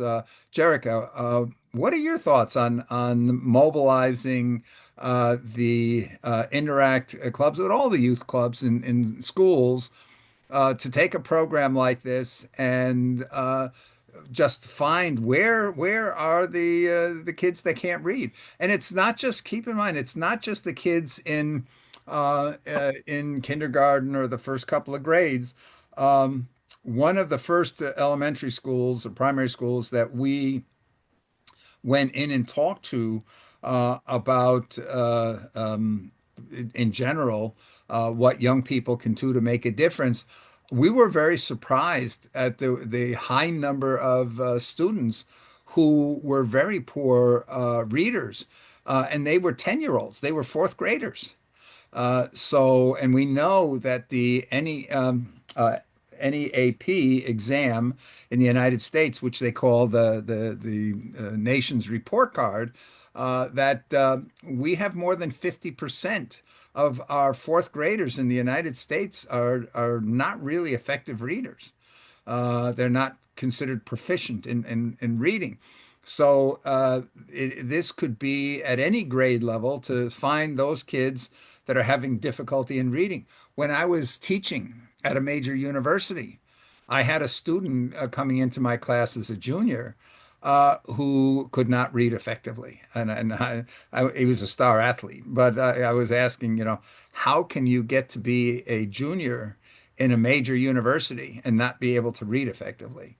That sort of blew my mind. But so we see, and there's a program when I was traveling around the U.S., sort of taking stock on the situation of education. I found an adult literacy group where these were adults that were trying to learn to read, and I found out almost every single one of them had a high school diploma. That means they all got through high school without learning to read, which is maybe a different issue altogether here. But this shows the opportunity if we can get the program going at various levels and we get this idea across that people who can read can easily help a relative or anybody else learn to read at any age. This I think is a tremendously powerful thing, and it's not about the U.S. This is anywhere in the world here that we could do this. So we should really look forward to accomplishing that. To Jerica. Jerica, what are your thoughts on this whole idea of mobilizing the youth, in particular here, maybe in conjunction with those three Rotary districts in your part of the world that want to do something? Absolutely. What I've found is that one of the bigger differences here is that to do something like this, to be integrated in school systems, you run into a lot of bureaucratic barriers. So making partners with libraries, churches, YMCAs such as this and running those different adjacent programs that, we have readathons, implementing something like a short program over the summer, maybe an adaptation of Sunita's programming. These are the kind of things that will be most effective, because we know during the summertime there's a large percentage of learning that is lost. And also, we've experienced large deficits due to COVID, between remote learning and class learning. So I believe if we are to kind of mobilize not only those Rotary volunteer, but also get, like you said, the youth movement going. There's a supply and demand that has to happen also from the youth, that they want this, they want to learn. And I think if we kind of flourish ourselves through summer and winter programming, the school systems in the United States, they will have enough data to say, this is very effective. Let us now see what we can do to implement this into maybe even the public school systems. We're seeing our public school systems are beginning to fail due to a lot of charter and magnet schools being open. They're actually pulling out higher achieving children. So, we're not just seeing maybe the one or two kids in the classroom that are pushed to the back. But we're seeing almost the full class being pushed to the back, and we see a lot of students, especially in different socioeconomic status, lower socioeconomic status. We're seeing those children now with surges of issues of ADHD, behavioral problems, and we have here in these districts, they're called pause classes, behavioral classes, and once you're kind of marked in that way, it's very hard for the child to come out of there until graduation. So you could have a senior in high school in a behavioral class where they stay in one room all day, and they might be teaching those children at an 8th grade level when they are seniors in high school. And just as long as they finish that bit of work, they will graduate that student. So that's why you're seeing, graduating seniors going into, colleges, community colleges, and they barely have, at mark reading level for their age range. So I think that this would be, a most effective thing for us to mobilize the youth behind it, so that there's supply and demand for learning. They demand that they learn in this way so that they can accelerate themselves. But also, district by district, we are approaching the state of Ohio, the state of Michigan, and the District of Windsor, Canada, coming up here. So I think that this would be a wonderful way for us to really mobilize in a big way, and to be able to even have some data push back to maybe even Sunita, if we, like I said, adapt some components of her programming during summer and winter break learning activities, readathons such as this, and actually collect some data so that our U.S. school system takes a lot of notice here, and actually wants to implement this into the systems. I think it'd be very effective. But I do think that the mobilization has to definitely happen, both on Rotarian volunteer side, adapting the program, and then also getting the youth involved and mobilizing the youth on their own mission for learning, their own eagerness and hungriness for learning. Yeah, I think you brought up an important point. This idea of magnet schools, and our schools are neighborhoods. So typically, a poor neighborhood, every student going to that school lacks the verbal vocabulary and mental maturity, perhaps, to be successful in it, because we've grouped all the people with the low verbal vocabularies together. They really can't help each other that much. Although the Sunita's program of pairing them is getting them used to the idea of, hey, yeah, I'm the teacher right now, so I need to I need to understand what I'm explaining. So they're maybe trying a little bit harder.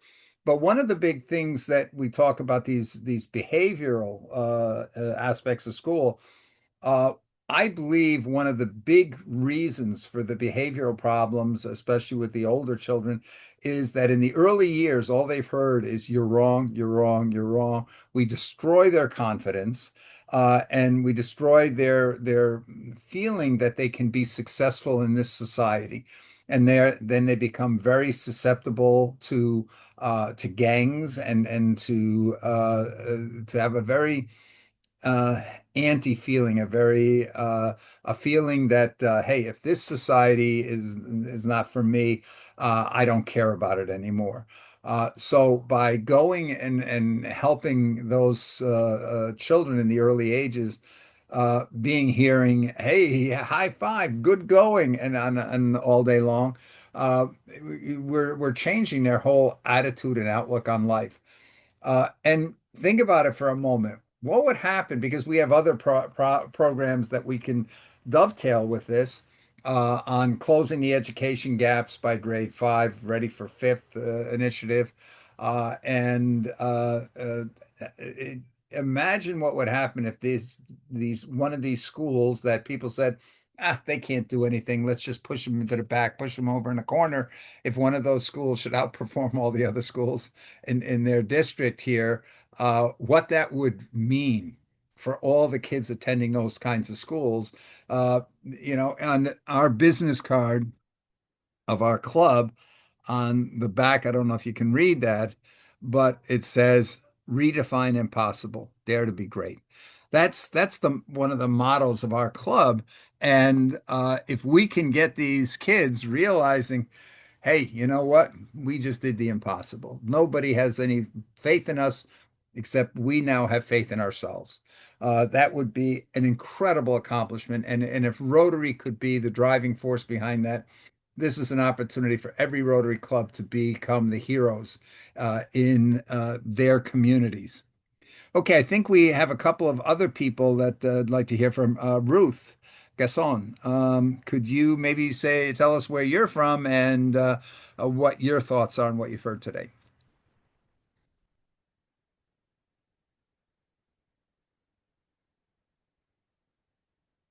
Uh, Ruth, are you able to join us?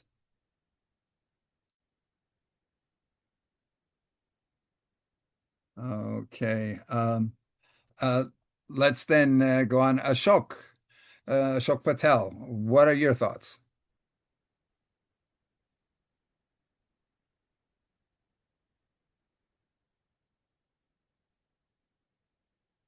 Put your mic Oh, on. there. I got it. Hey, Bill. Hi. And yeah, a wonderful session. I'm Ashok Patel. I'm at Rochester, Minnesota, and a physician on call right now at the hospital at Mayo Clinic. So I chose to join because you are all geniuses, and I believe every child is a genius. We just have to find what is the context and activator that engages them and empowers them to find their voice and find their way. So I really loved what I heard. Sunita, your program and your discipline to convert data to wisdom and data to a compelling story that gets funded. It seems like it's a crux of what we need to do to package it as we go forward and scale. I just had three things to mention. I could talk a lot about learning, but I love to listen more than learn. And my family says if you rearrange the letters of listen, you get silent. And so I think as we go through this phase of post-COVID uh, reconstruction, really important to teach teach our children and teach each of us how do we redevelop silence so that we can discern what wants to be exchanged and what how we can move from our intention to some sort of impact at the level of sustainability. A lot of the students and our patients are very anxious.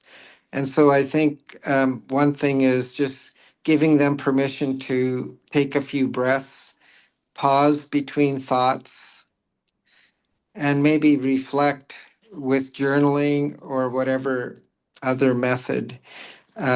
We have 3 Rotary clubs in our city, and the program we're putting it at the school level is called Cradle to Career, which has narrowed the education, literacy, numeracy, and graduation performance by over 50% in the last decade. We've also got quite a lot of city and nonprofits now also sustaining that initiative. So I would love to help advertise or transfer this model that you have into that program. And then the other thing I want to mention is in 2028, Rotary Convention is coming to Minneapolis, which is only about 70 miles away from Rochester. So as you plan the program for what you want to showcase in Rotary International Convention, I'd offer a tour of Mayo Clinic and our Bold Forward Unbound model that we're using for the city for 2028. So if you want to put that into your longer range planning. I'm also a good friend of Kurt Kruger, and uh, your motto of do the impossible and dare to be great is actually every day that we live in our city, the theme that our CEO and others have reinforced. And yeah, we have a need to build a workforce that can do quantum computing, that can do ethical, responsible, equitable AI, and then can lead complex change at the UN level. So thank you so much for this wonderful group. And you are all geniuses. I'm just humbled and happy to be part of the conversation. Okay, thank you. Thank you very much. Anybody else want to add anything? I see Judy, did you I don't think you said anything yet. You want to add something?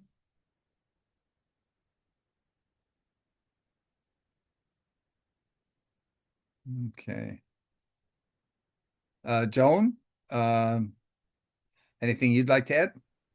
Well, I just sorry I was late. Hi everyone. So I didn't get the full score, so I don't like to comment on a full score, but um, I just want to say that I'm here to help you, Bill. I'm more into organizing and getting things in plans, as you know. My particular focus right now is homeowners and food.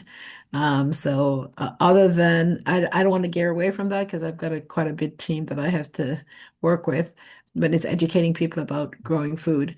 But we do have a program called for schoolyard food. So if that can help with literacy, that's fine. But other than that, what I can contribute is helping to develop the plan and organizing the campaign and stuff like that, which I'm good at. So Okay, yeah, you definitely want to watch the first part of this after I post this recording because I think you'll see this offers tremendous opportunities for organizing some actions in every part of the world. So we can do that. Dr. Ernestine, do you want to add something?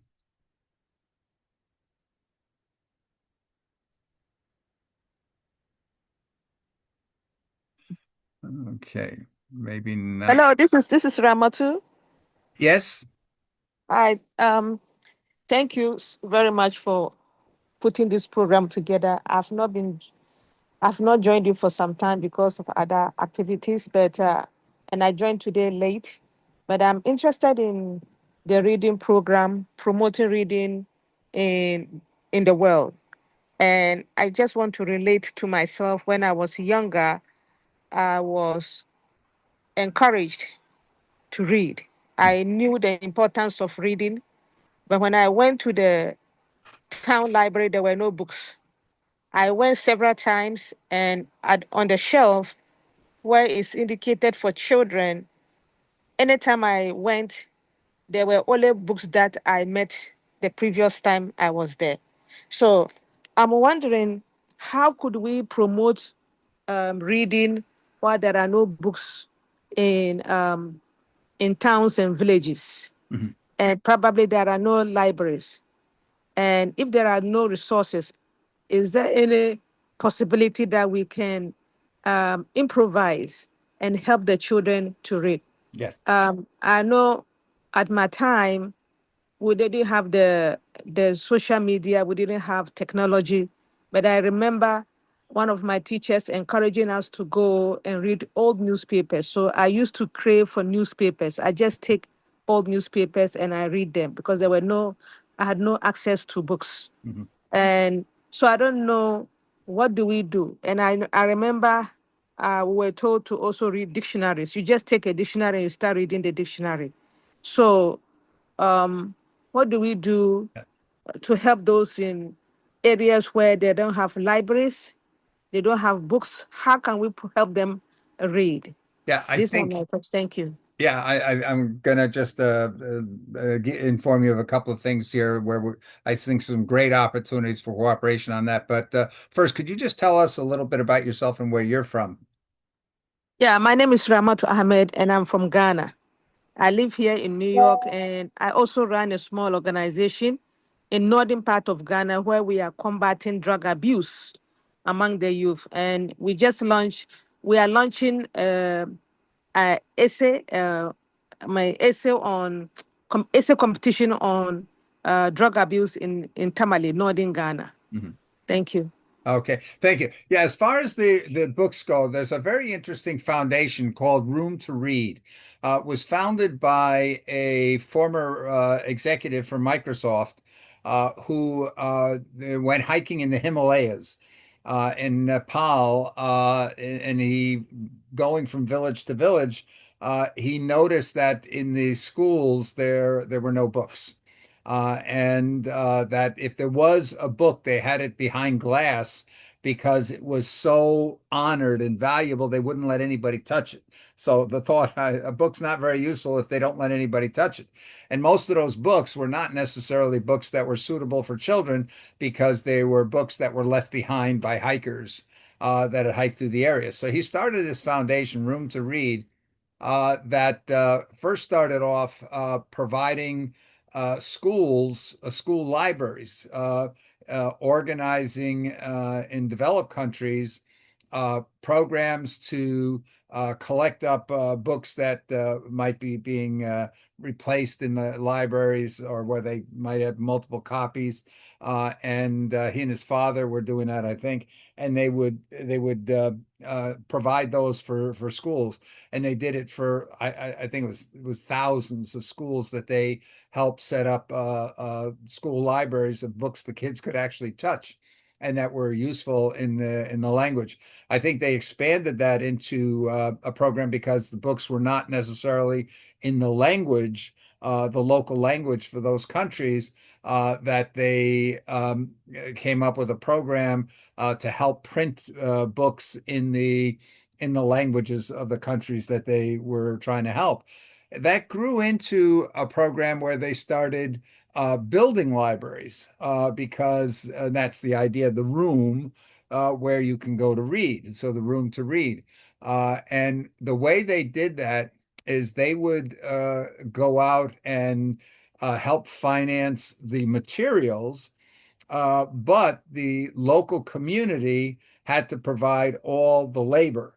So because they found out when you just give a community a resource, it's not necessarily appreciated and not necessarily used. I know there was a project, a Rotary project, I think it was in Uganda, where they Rotarians donated like 20 schools. And they went back a few years later and they found that the majority, about 90% of those schools were no longer being used as schools. They were being used as warehouses or all kinds of other things because there really wasn't the deep appreciation of the idea of getting a place of learning. So at any rate, this room to read, they came up with this program where the local community had to build the school library or build a library, and then they found that the communities really valued those libraries. So if we could collaborate with that foundation, and there's another one called Pencils for Progress, I think, that was organized by a hedge fund or a financial company, an analyst, and that does very, very similar work on that. So these are two programs, and I'm sure there's a number of others. And because of libraries in developed countries are actually reducing the numbers of books, of physical books, that the opportunities might be great there to be able to provide reading materials out to communities. I think there's also in Tanzania a project using electronic pads to provide where you can go into a library and pick up the electronic pad, and then you have access to thousands and thousands of books that you can then read there. So the idea is there's opportunities there, and we should try to bring these forces together. On the one hand, the side to enable people to read, and on the other side, making sure they have access to materials that they would be interested in reading. Okay, yes, Joan. I'm sitting here listening, and as I was an avid reader when I was young as well. And I was thinking that, what's his name? Manas, I've worked a lot with youth and younger people. And one of the things I can tell you from being an old person is that youth don't sometimes want to listen to older people, even though they're there to help them. I'm sorry to say that's just a fact. I mean, I've been told it like point blank. And I'm thinking that we're providing such an important service that we think as adults, kids, younger people should know. And we're forgetting the fun part of it and the laissez-faire enjoyment. Like, where is that factor? Yes, data is important, and we for adults and to get funding and all that stuff. I get it. Okay, I've been around a long time. But what are kids attuned to? They're attuned to fun and adventure and curiosity and imagination. And I mean, that's what I drove me to drive me. I was able to sit and I still do it today, believe it or not. I read and I imagine and like, where is that in all of this? Like, that's what makes people great. It's not just the content. It's about feeling it. It's about putting yourself in the picture. It's about enjoying it. I just want to say. Yeah. Sunita, do you maybe want to mention again about the that the how much the kids seem to really enjoy and look forward to because they're the active part of the whole story and not just the passive. So Sunita, please.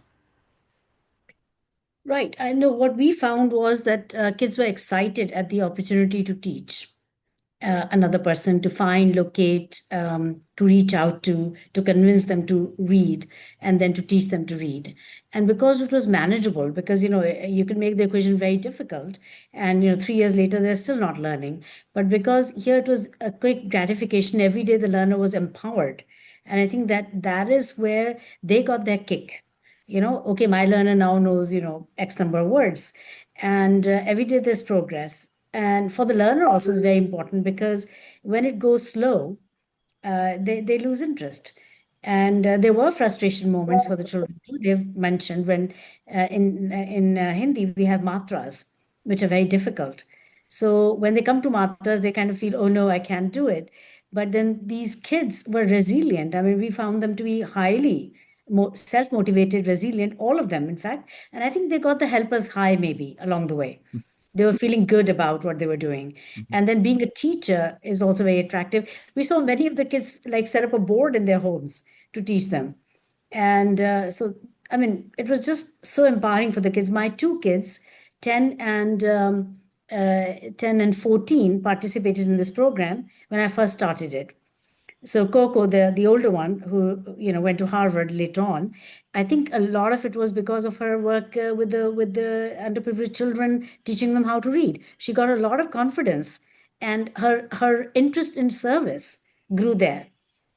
She really wanted to serve humanity. My son is very involved in a program we call One Tara School, which is for teaching out of school children free of cost through centers, through tie-ups with NGOs and others. So, these kids have become transformed. I think the experience, he was so amazed that this young child, two children that he was working with, that didn't have a spare set of clothes. When he went one day, they didn't come up to their learning center at a school, and he said, why didn't they come? They're my learners. He went to explore. He went to the slum, and they were bathing, and they had put their clothes to dry. He said, you didn't come. He said, oh, we're washing our clothes. So you don't have another pair? He said, no. This was such a shock to my little son, and it's a realization that every child should have, because they should be connected to earth. They should know what feels good. Their emotions should be deepened. And this was a way to take responsibility for that other person. And they learned so much also from the learners. We asked, one of the questions we asked post Hawk is, what did you learn from your learner? And they said, oh, we never thought that our teachers have such a tough time teaching us, because we create so much resistance to learning. And our learners were so good. We understand that it takes a lot of patience. They talked about how they're smiling in adversity. They're very, very, they're hardworking. There are so many qualities they wrote that they had learned from their learners. And I think it was an overall win-win, definitely. Can we equate this maybe to people at any age? You find that there's a certain percentage of people, they love their work. They get up here and they go to work here with a bounce in their step. They can't wait to get to work because they love what they're doing. And I think a lot of that goes to do when you feel you're really good at what you're doing. You develop a pride. And so when we think and we say, oh, kids, they have to be playing, a lot of times we adults think they have to be doing something that's useless, but my what I've observed is when young people are really good at learning, and they love learning. They love it because they're good at it, and they love to be able to show other people, and they love to get the praise for being good at what they're doing. So I think here we don't have to go and say the playing can be you've got to be out there in the sandbox, or you got to be playing a sport or whatnot. But because that person who has said, "Wow, I'm really good at teaching somebody how to read," or "I'm really good at explaining to somebody how something works." I'm a young child and I'm walking up and an adult is having a problem with something, and I'm able to explain to them how it works and what to do. Wow, boy, do I feel good, and I'm going home with a big smile on my face. And I think here that this kind of a program here, this peer-to-peer and even at a very young age, gets kids excited, and they feel very happy doing what they're doing. And I think that's the big difference. Our school system today is all about catching kids making mistakes, and we highlight all the mistakes they're making, and we destroy the confidence, and we definitely make it not fun, but if we can get those kids, there's a program in Ahmedabad in India called Design for Change. And they encourage kids at the middle school, about fifth, sixth grade, I think, is their focal point. And they encourage these kids to basically do the impossible, go out and find some need in your community, some crazy need, and come up with a plan and fix it. And there's examples of kids, fifth grade kids who said, our city's not doing a good job of maintaining the roads. And these kids went out and organized fixing all the roads in their community. The fifth graders showing all the adults how to maintain the roads in their community. Crazy, if you said to the kids, "Oh, our kids are going to fix the roads," everybody would just say you're crazy. But just imagine how those kids feel afterwards of what they've accomplished, and especially that everybody said you can't do it, and then they did it. So I really think this is a an opportunity that goes way beyond reading. It goes on the whole sense of who these kids see themselves as. And then we have to think as it grows beyond, because you're building the confidence as it grows. Once they are able to read, now they start getting into the questions, what do I read about? And what do I learn about? I want to know about everything. And this is maybe the bigger contribution. So I see here we are already 2.25 hours in. So I think I don't want to. I'm so happy, and Sunita, this was a tremendous session. Thank you so much. And I'm really very hopeful that we will be able to get some pilots going in different parts and getting more people in the world to become aware of the possibility that we can accomplish, and especially if we can mobilize more of Rotary to help us spread the word and actually spread the implementations that we can make a big difference. So I'd like to invite anybody want to make any last minute comments about today's session.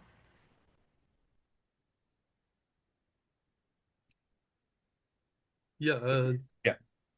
Graham or Bill, Yeah. Lloyd Halverty, here in Canada, and as I had just written in the chat, we are now at the beginning stages of organizing this Canada Africa Ideas Forum.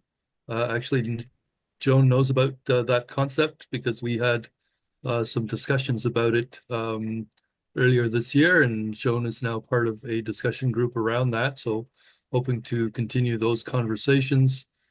So, the Canada Africa Business Forum transformed from an event this year that I attended in the city of Brampton, supported by the mayor and council there. We're hoping that we can work with the Rotary clubs and others in each of our local communities across the country to facilitate this session that we're going to have next summer here in the city of Markham, hosted by the city, hopefully working with our local Rotary clubs.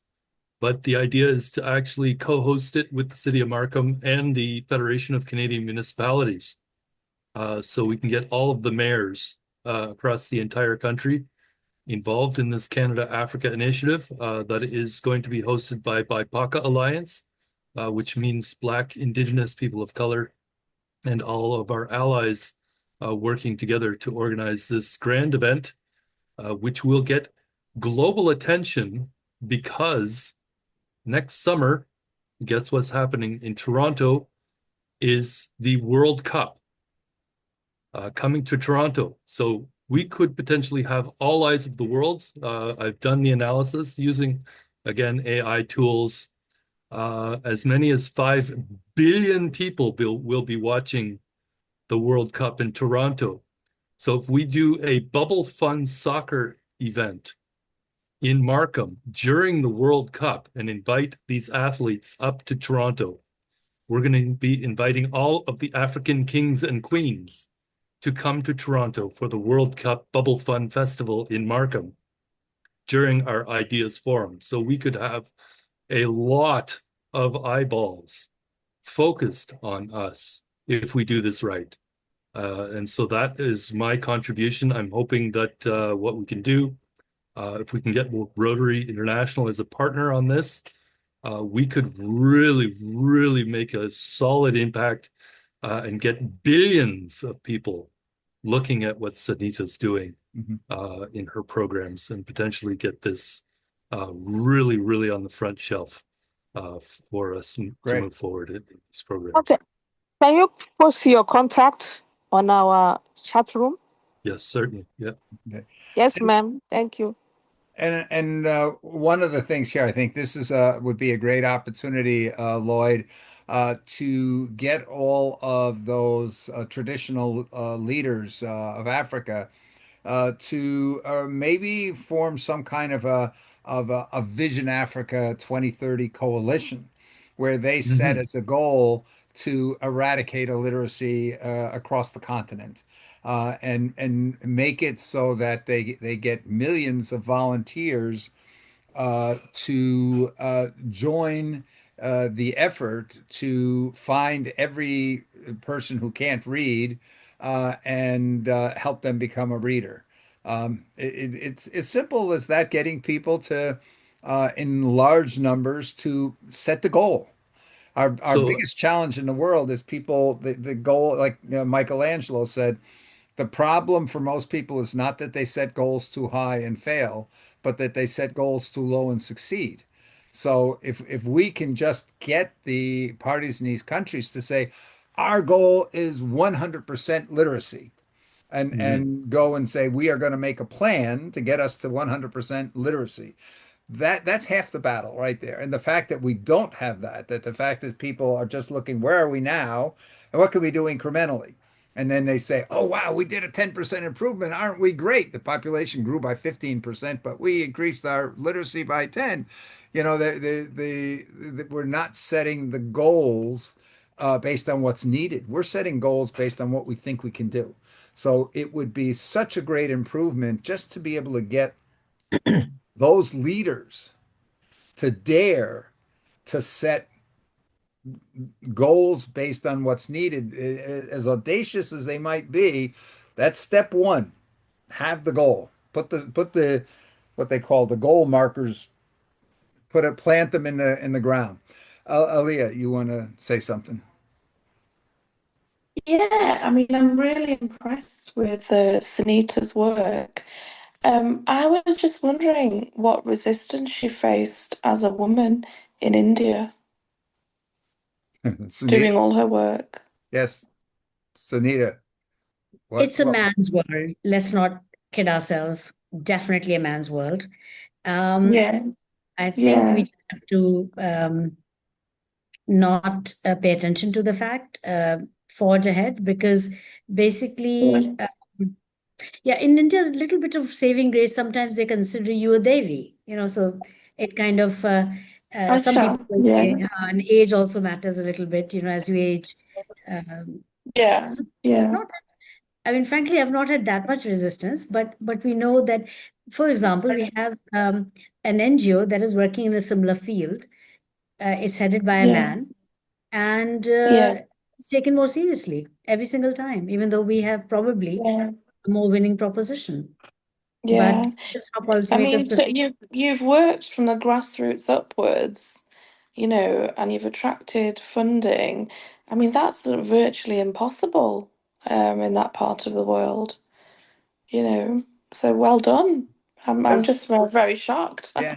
Does education change this? Because I've heard from some Chinese friends that as the education became really universal in China, and let's face it, China for the last 10 years has been number one in the whole world in terms of education outcomes, of what they've been able to accomplish. They've gone in 30 years from being one of the worst countries in the world for education to being the best, and not just by a little bit.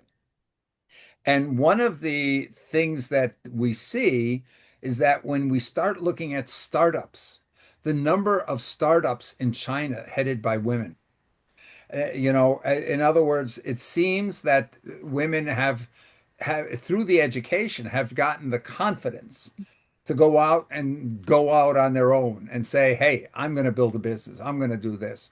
And Yeah, there's doesn't seem to be a distinction anymore, like in a lot of parts of the world, if it's technology, if it's science, oh, those are things for men, and if it's teaching or so, those are women's professions. I don't get the impression of that, because I see a lot of the technology companies in China are headed by women. They founded them. And so maybe here, by simply getting every child to be able to have that education that gets them to feel confident, I can do anything. I can learn anything, can be the thing that is going, the catalyst that's going to change that in even South Asia or Africa or Latin America to have women have the confidence. Hey, I got this idea. I'm going to go and start a company. Uh, Yeah, because they have that confidence in themselves, yeah. right? Okay, thank you. Okay, so Sunita, you want to sum up your impression from today, please, as the closing remarks?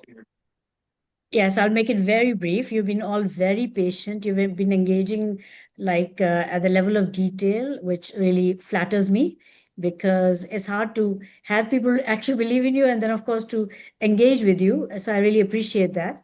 Yeah, I think that bodes us really well. Thanks to Bill, of course, that he has orchestrated this and himself been interrogating a lot over the months and years. And finally, I'm happy that he's willing to trust that this might work and share it with you all. We did a session maybe 2 years ago. I'm not sure. Bill will have the accurate information. So I'm really grateful that this has taken place and that all of you have been so patiently engaging with this topic. Topic itself is very much important. And of course, I feel very encouraged with the idea that it might possibly be implemented in different formats in different parts of the world. And I think that's super exciting for me. I'm here at your beck and service, and whatever Bill sends me, I'll go. I'll get things done. And mostly, I do a lot of stuff online. My team, I have 100 people now, Bill, working with me. Wow, So it's good. grown from a handful of people to like 100 people force. But we also leveraging ourselves, and that is also nice because we're sort of acting as a catalyst. I never went to Ghana, but we had that happen. We've also in Kenya, by the way, I meant to mention two programs run by NGOs, one in Mombasa and one in Nairobi. And so those NGOs have been involved, but really I do prefer if the NGOs are working with the government. So that helps us to create a greater impact. So we're being catalytic, and I think that each effort that we make with you, with any one of you, will definitely act as a catalyst for much more down the road. And I think the world needs this work. It's made entirely from the point of view of service. When you talk about lots of money being raised, that's not 100% true. I didn't want to counter you, but basically we've raised some money and more recently so. But up until now, we've been uh, somehow managing with our own resources. So we've been able to cover a lot of ground with very little money. And that's what I mean by catalytic, because the books are thin, the whole program is very easy to implement. We train people online. So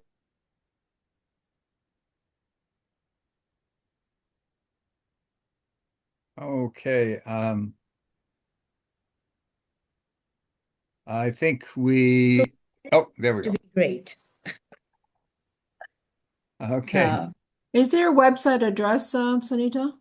Yes, certainly. Dignityeducation.org. Okay. Yeah. That's our website, and it goes into a lot of things. We have a lot of reports, we have a lot of impact evaluations. We've got those two books. We've got a ton of stuff there. But and there's a YouTube channel called Devi Sansthan. I'll write that down, which has like 500 plus videos that provide insight on from the classrooms and so forth. So basically, it's YouTube. Wait just a second. I'm passing it here. YouTube /@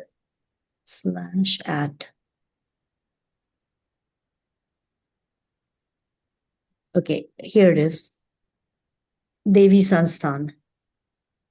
So Oh, that has 500 plus videos. Please subscribe to it. You'll get notifications of videos every week. We're posting something or the other. Yeah. And we're getting so much more data than we can even put on our YouTube. Just every single day, I'm getting something like between our family-run schools and the government schools. It would not be an exaggeration to say I'm getting 500 classroom videos a day. It yeah, is Yeah. That's incredible. And just for everybody's information, we're going to try to see the Basic Education and Literacy Rotary Action Group is having in September a program where every day they're going to introduce some education programs around the world. And we are going to try to make sure Sunita's program is highlighted there on during September. And in the Rotary Convention next year, we are going to try to have the basic education literacy. I'm sure they're going to do another day-long symposium, and that would provide here, it should provide enough time that Sunita would be able to really go into depth on the program in front of a number of members of the basic education and literacy program. Um, yes, Lloyd. Just very quickly, I put in the chat earlier about the community unity libraries. This gets back to the books Uh-huh. concept. Yes. We actually have a concept. I actually worked with AI to define what it is and everything, but we don't have any leadership on the community unity library concept program at this point. So if anybody would like to connect with me on that, I'm open to establishing a node in our network for that.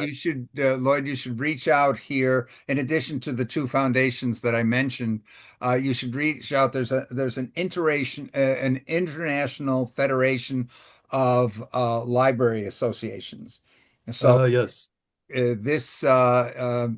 think they're based in France. But yeah, you should definitely reach out because libraries are having a problem because of all the media and the internet and everything else. Libraries are having difficulty playing the role that they may have played several decades ago. And as a result, this impacts their the funding that they're able to get. So they're all struggling a little bit. And Mhm. any program that would give them a role, increase their role, they are likely to be supportive of. So that definitely recommend you reach out to them. All right, can do that. Okay. But we want again the grassroots Rotary clubs. I think are the perfect entry point for Yeah, this as well. I agree, and this is why we really want to get the basic education and literacy. They have a new coordinator, if you would, that works direct for Rotary to support the whole basic education literacy, the Rotary Action Group, to go and support all the Rotary clubs around the world with regards to education. So we're going to be reaching out to her. She's brand new in the job, so we will be working to her. So, Single Moms Club, please. Hey, Uh, everybody doing today? My name is Shante. I'm the CEO of the Single Mom you're breaking up a Club. little bit. I would like to thank Sunita Bill for the. Can you hear me? I'm sorry. I'm sorry. Can you hear me? Yes, now we can hear you much better. Okay, I'm sorry about that, but I find this very interesting because I deal with single mothers, and the lack of education with their children. They always come to me and let me know like how their kids deal with ADHD or behavior issues, and how was they not getting the proper education. So I was just trying to find more resources and ways to help the children be successful here in Ohio. So um, I felt like what Sunita had to say was very, very interesting. And I would love to work with her on some things with the single moms to kind of help them be more successful and be more successful with their children's education. It's not really easy when you're a single parent and you have to do everything on your own. I feel like at times children are going to lack of the education here. The teachers here are, is poorly with the education. They don't know too much how to deal with the children. So Could you say your name once again? Sorry, I didn't get. I'm sorry. It's kind of hard to hear. What did you say? I was asking if you could say your name because all we see is the Single Moms Club.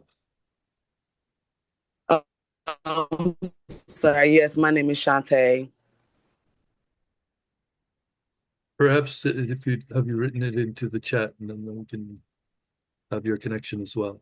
I'd like to introduce you to a Okay, I'm gentleman sorry. who's also in Ohio, Herschel Daniels Jr. He's with the Friends of the African Union, and he may have some programs that you can work with them. Yeah. Okay, thank you. I appreciate that because at this point, we feel like the resource that single moms do have is just not enough to help them be more successful in this world. So we're kind of like really making our own resources and trying to network with different people. Yeah. Shantae, your name is very similar to the Hindi or Sanskrit Shanti, which is peace. And okay. Thank you. Shanti to you and all your single moms. So I think, yes, thank you. Yeah, Shanti, you work close with Jerica, I think, right?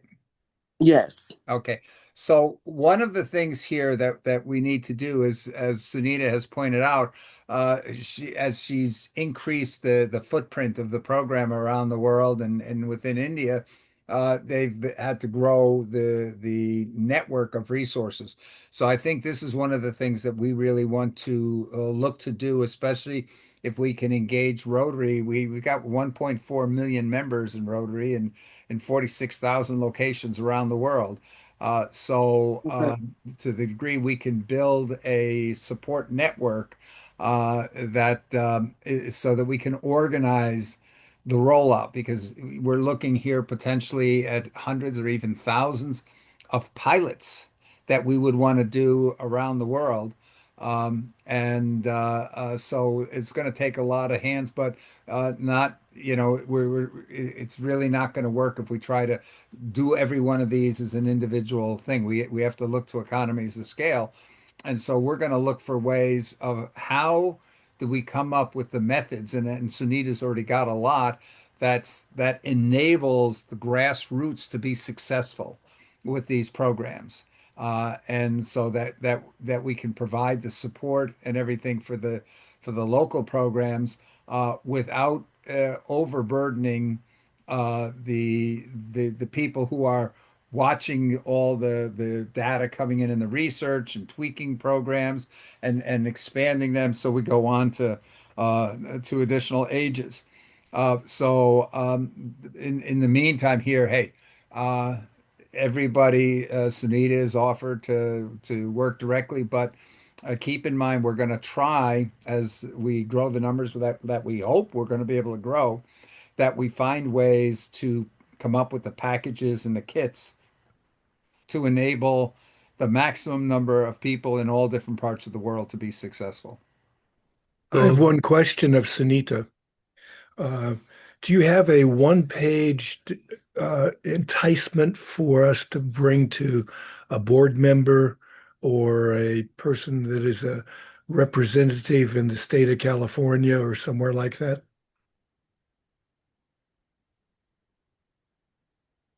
Yes, I sent one to Bill a few days ago. It's like a couple of pages about alpha, and there's lots of hyperlinks to it.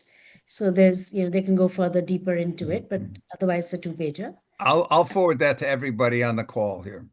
Yes, that'll be good. That's So good. one other thing I wanted to mention. Sorry, Lloyd. Yeah. I think what will be helpful is you tell me how to mold it for America, because I'm in Canada. Facilitators only want to see what's going on in the US, I suppose, and perhaps in some exotic places, and a little bit of reference to India. So just let me know how to cut the pie, what will convince them to look at it. I have the American version of the toolkit as well. We're using it in California at the Kepler Neighborhood School in Fresno. Yeah. Sunita, send me any information you can send me that they're using there, so that we can provide here. Right now, I'm thinking we'd like to focus on or and start off with pilots in Southern California, in Ohio, Michigan, in Mississippi, Tennessee, and here in the New York area. So that way, we want to get enough so we've got the evidence to be able to say, look, here's what we can accomplish. And that because because the way school systems are, we don't have a minister of education. And what we've had in as far as an education, national education group is being dissolved as we speak. But and even the state commissioners of education don't have any authority. It's all in the local school boards. So local school boards are the most risk-adverse people I know. And so we really need to provide a lot of evidence. And this is why in the US, we might have to take the approach of working with people, volunteers outside the school system, because until we can demonstrate enough that they integrate it into the curriculum. Once they integrate in the curriculum, then we can really move forward in the schools. But we're going to have to demonstrate here that it's going to actually give a lot of credit to all the school boards and the school administrators, and so that they're going to come away as those heroes. If once we can show that should be the case, then I think it'll go very quickly here. I was going to say for the U.S. Situation, we are working with my colleague Lisa Anise in California, and she's working with the Hip Hop Congress. And there is, I believe, $1 billion available in that state to implement programs for cultural education. So if you can tie this into the cultural education system, there is lots of money there for that. And so there is that possibility of tying that into what they're already trying to do in California with regard to things like dance and other types of curricula that has the funding there already. Yeah. So just tie into those existing programs that don't seem necessarily related, but they can be integrated into those. And I think here one of the things we have to remember with Rotary clubs, they're pretty much everywhere. And because this program is not very expensive, the biggest expense is going to be somebody's time to administer a local effort. That local Rotary clubs would normally not have any difficulty in funding programs like this in their communities. So we need to follow a lot of paths. But there's state funding available too, right? It's Yeah, there. but state funding is oftentimes very slow moving to get through. Oftentimes it will be a lot easier. There's a lot of clubs that will just come out of, hey, if you're willing to come to their Rotary Club and speak, you'll get anywhere from $100 to $1,000 just for showing up. And $100 in, let's say, for an elementary school could go very far if the facilitator is a volunteer.